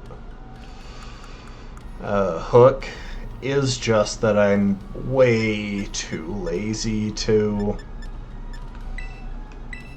I'm way too lazy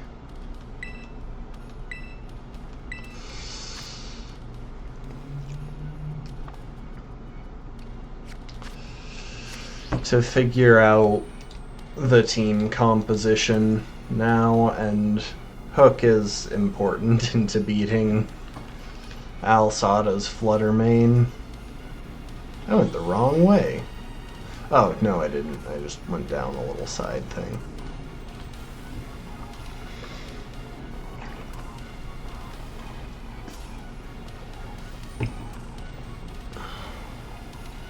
I wonder if speedrunners have found a way to slip past the gates and get down here to the lower areas faster.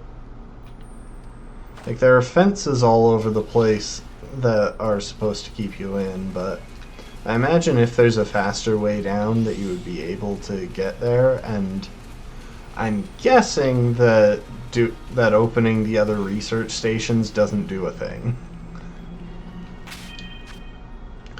Okay, so just to double check, make sure I've got everything in order. Tink, I want you to know Protect.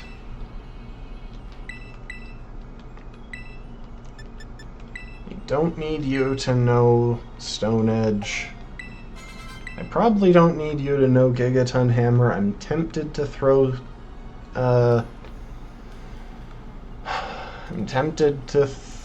Sword Stance on there, but I really don't think it'll make a difference. It's never getting used either way.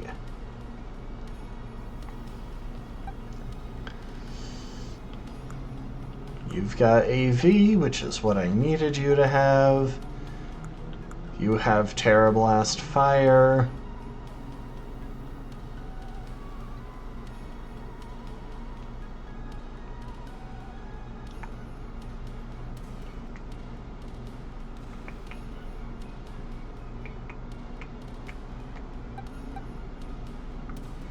You have fully offensive moves to pair with your AV.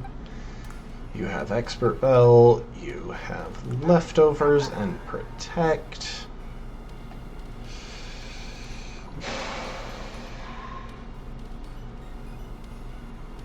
Do I want Dig on you? I mean, I guess it's theoretically relevant against the Sandy Shocks. It's not like any of its other coverage moves would matter. So, yeah, why not?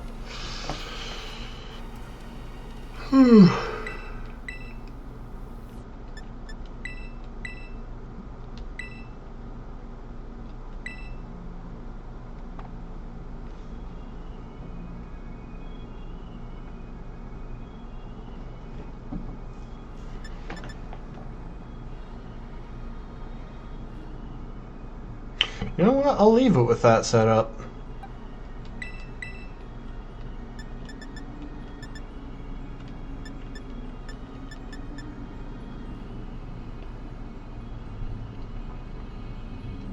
And I'll leave it with that setup too. Oh yeah, see, minus special attack nature. This is why I brought the mint, because I didn't remember whether I'd be able to leave the place.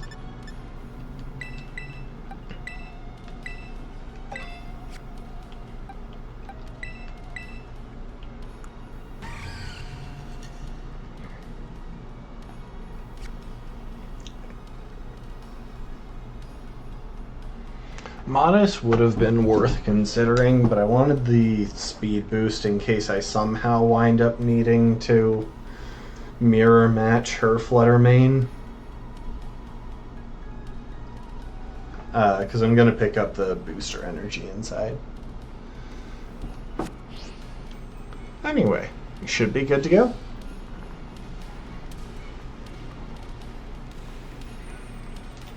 This took longer than I expected, and I apologize for that.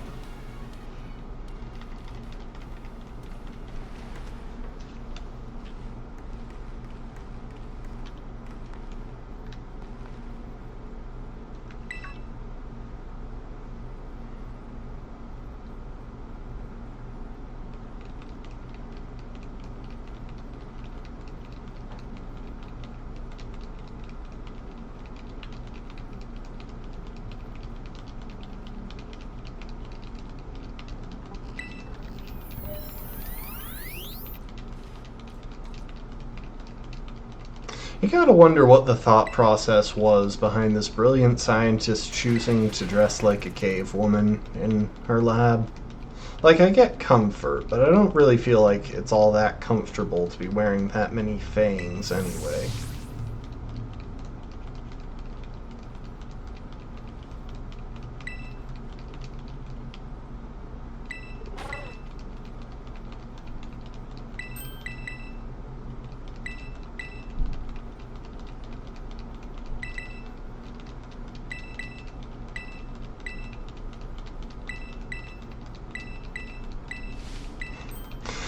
You gotta love how all of this really does just confirm that Arven's mother cared more about the random Koraidon that came through the portal than she did about her own son. Because she fully abandoned him.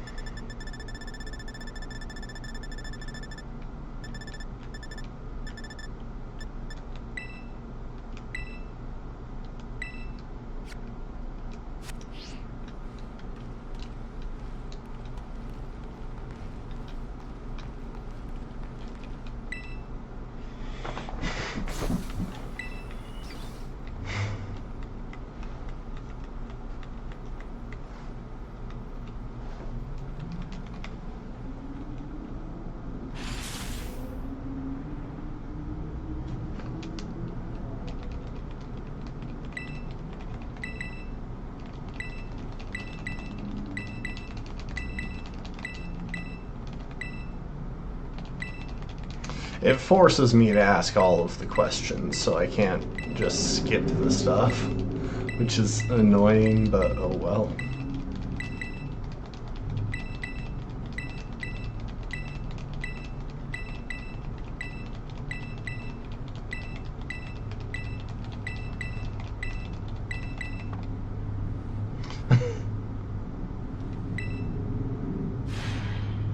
I didn't mean to say no, but whatever. It changes nothing in the story. The illusion of choice and all that.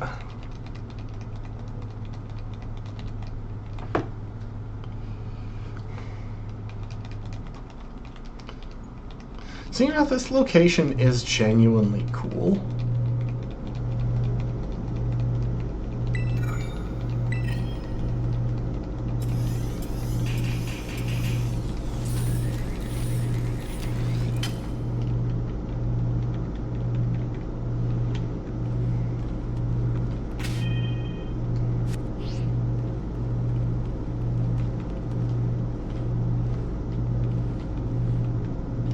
talk to her, or... Okay.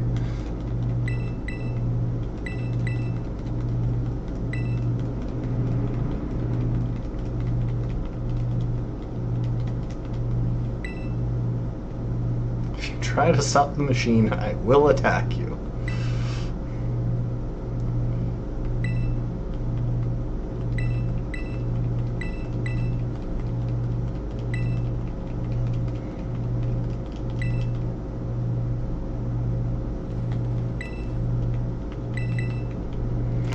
Okay, let's beat the crap out of this AI of a dead woman and go home.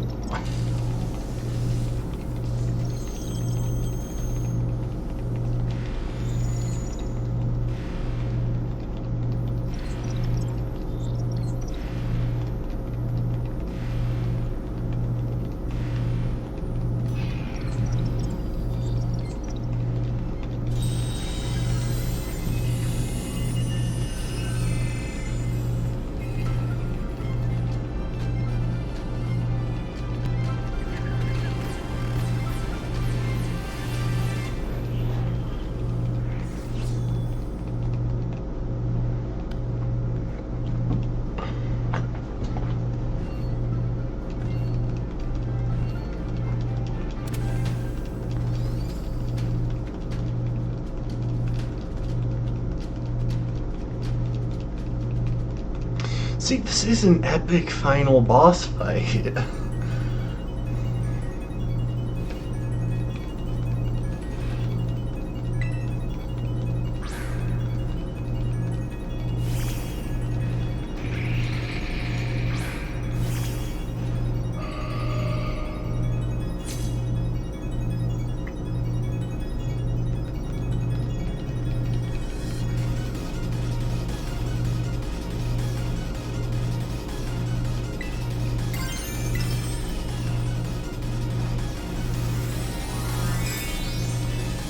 And I will just barely outspeed this thing.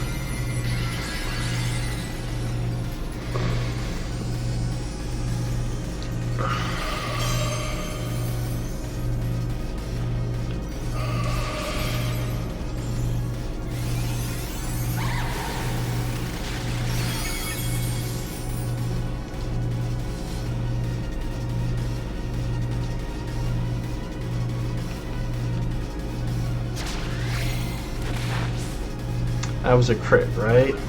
That wasn't a crit. And now you see why I was worried about the durability of Gardevoir.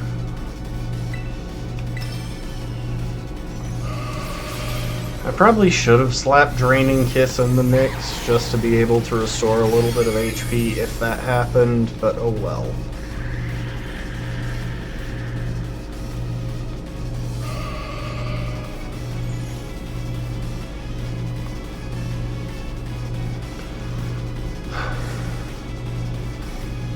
So, unfortunately, I think the smart play here is to let her...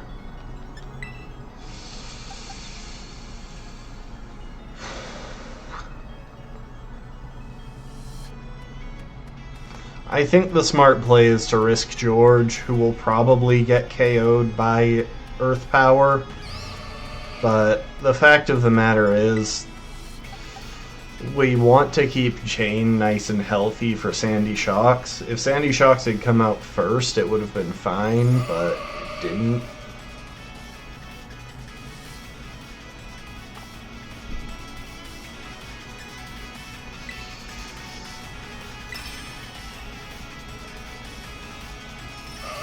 Also, why do I have Dazzling Gleam on George instead of Moonblast?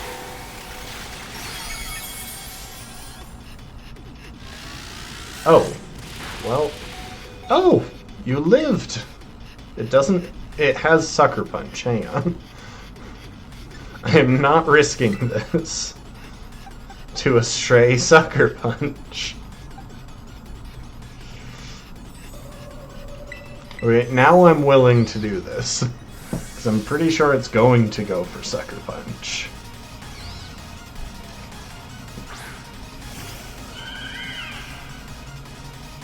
Called it. Okay, we got the safe switch in.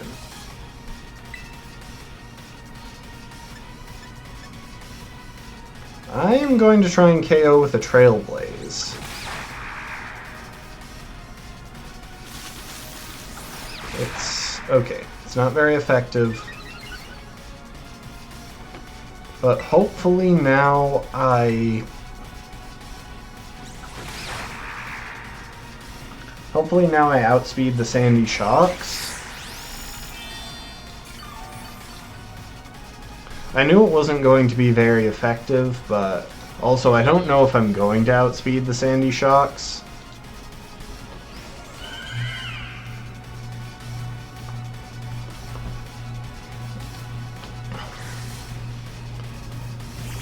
But I should be able to take a Flash Cannon. Oh yay, I do outspeed. Nice.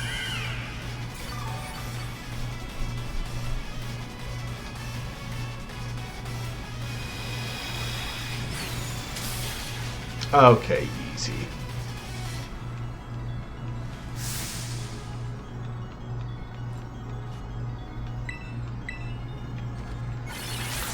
Yeah, so I don't know if you know this, Alsada, but I actually have a lot of that data too. I've got it on this thing called the internet. I've got thorough data on you.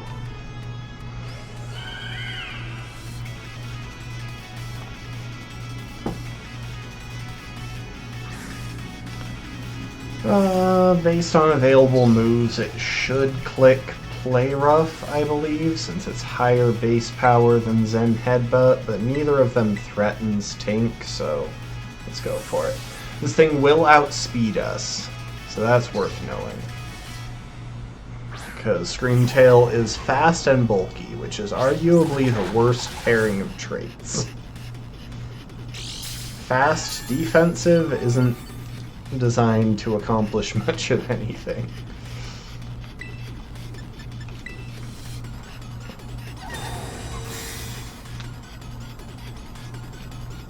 And now it should be going for Drain Punch.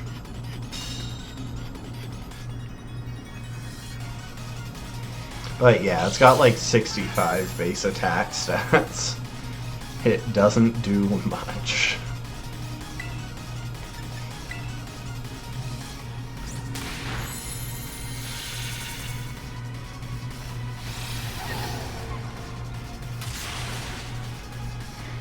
Shockingly, Gigaton Hammer does a lot of damage. In a surprise plot twist.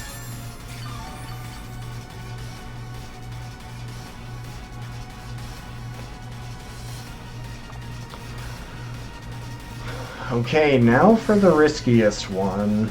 It shouldn't be an issue because this thing should get one-shot by a strong, super effective physical move, but if it doesn't, then Hook will die. Because this thing hits like a truck.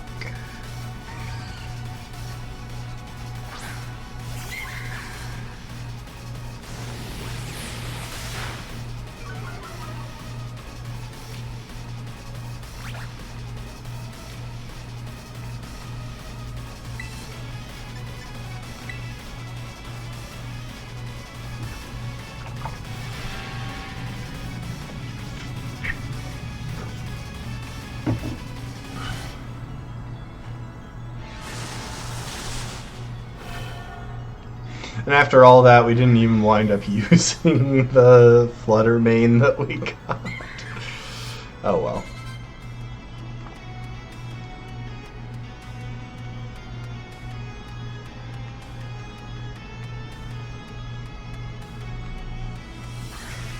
I guess we might if this thing manages to kill my dog.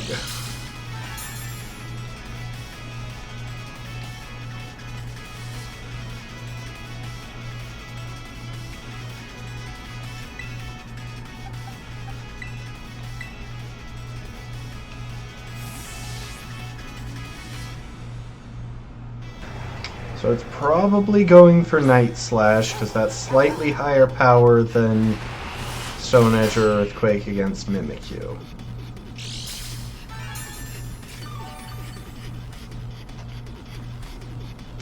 Alright, Nana, it's all you. bring this run home.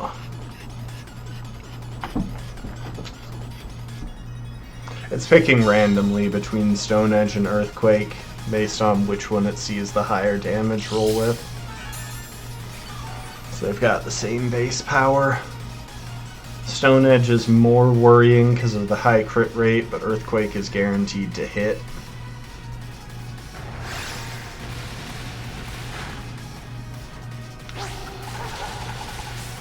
Go Nana! Okay, that's the run.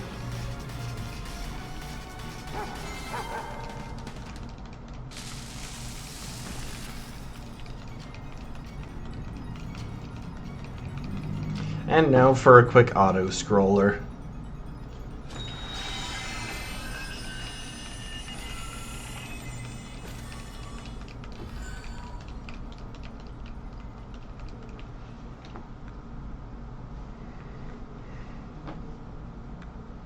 I would skip this if I could. In a heartbeat.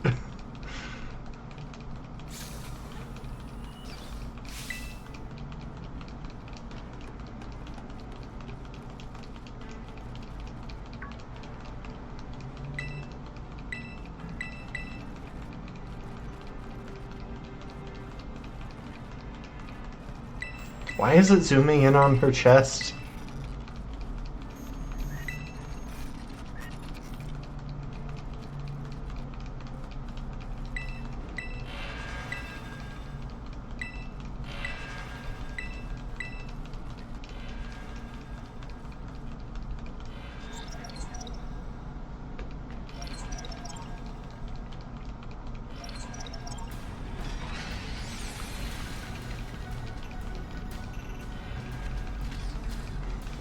Yeah.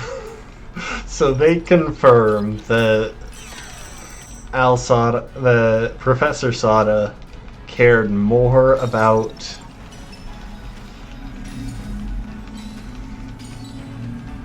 protecting the time machine than her son, than, well, literally anything.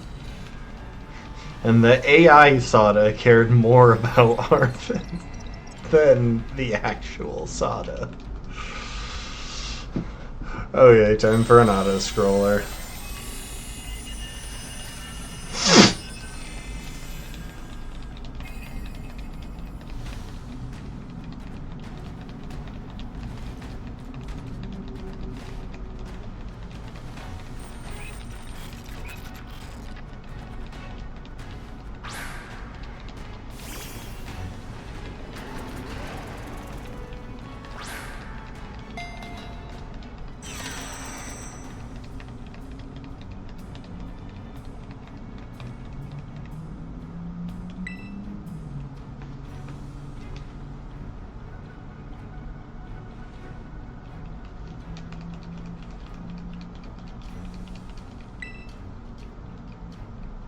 I didn't mean to hit it again.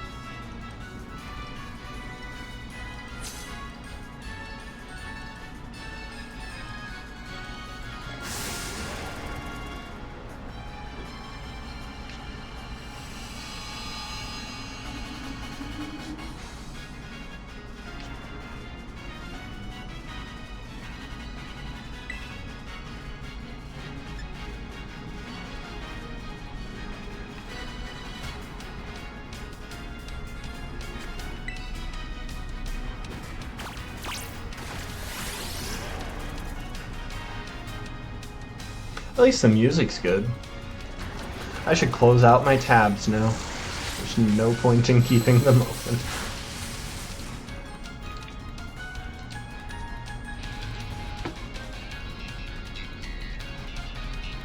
I kept expecting that message to look like Alsada's.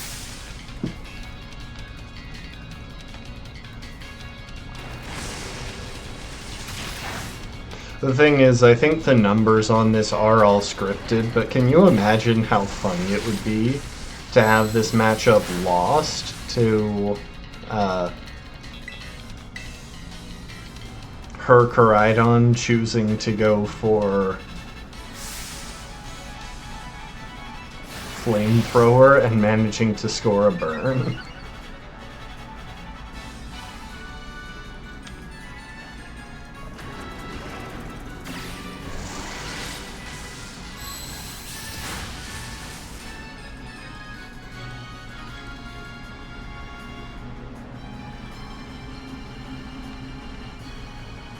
I mean, so far we're in the lead. It does just seem to be picking random moves.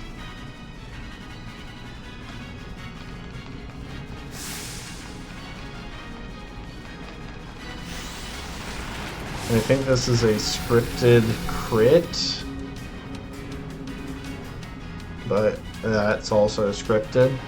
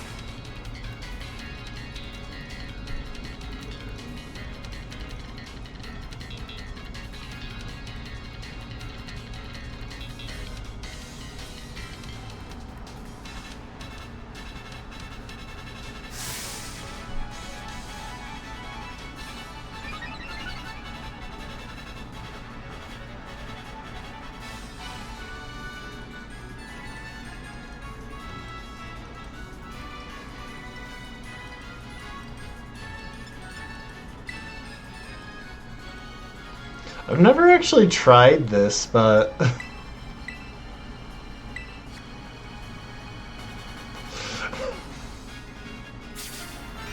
okay, so you can use potions here.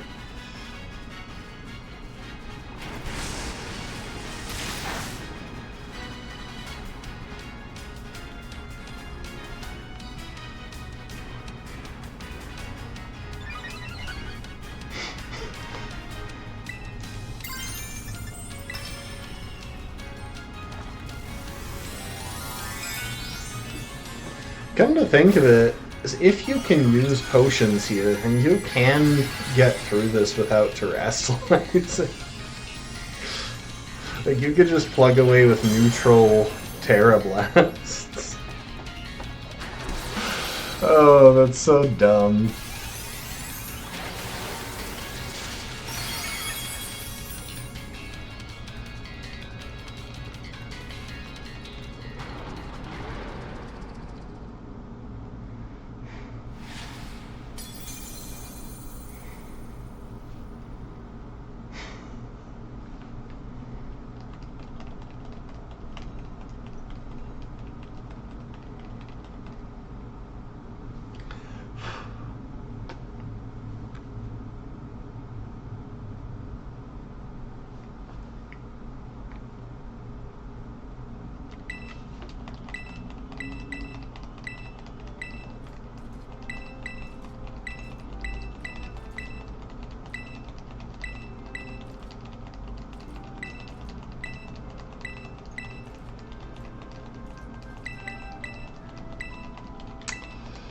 Come on. Agi. Yes, indeed, Koraidon.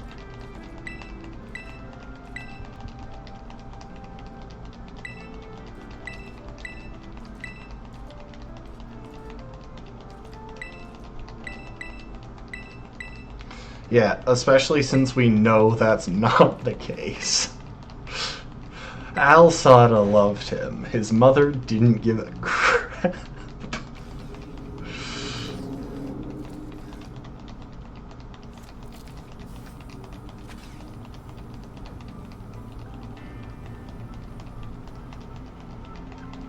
It really should have been adios or hasta la vista, since this is supposed to be the Spain game.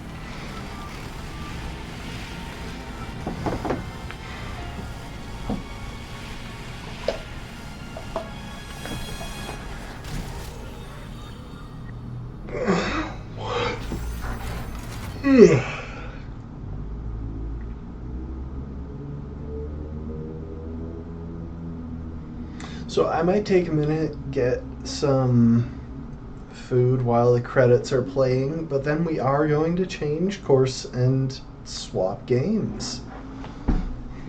Oh. I guess I gotta mash through some more text before the credits play.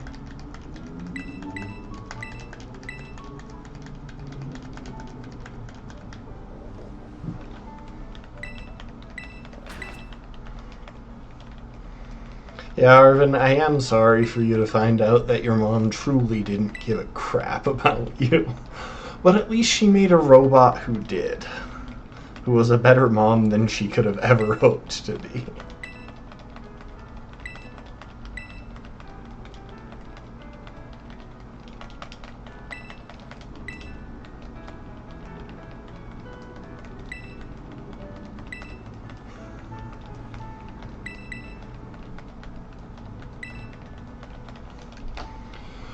Okay, please tell me there's no more text to mash through. I just want credits.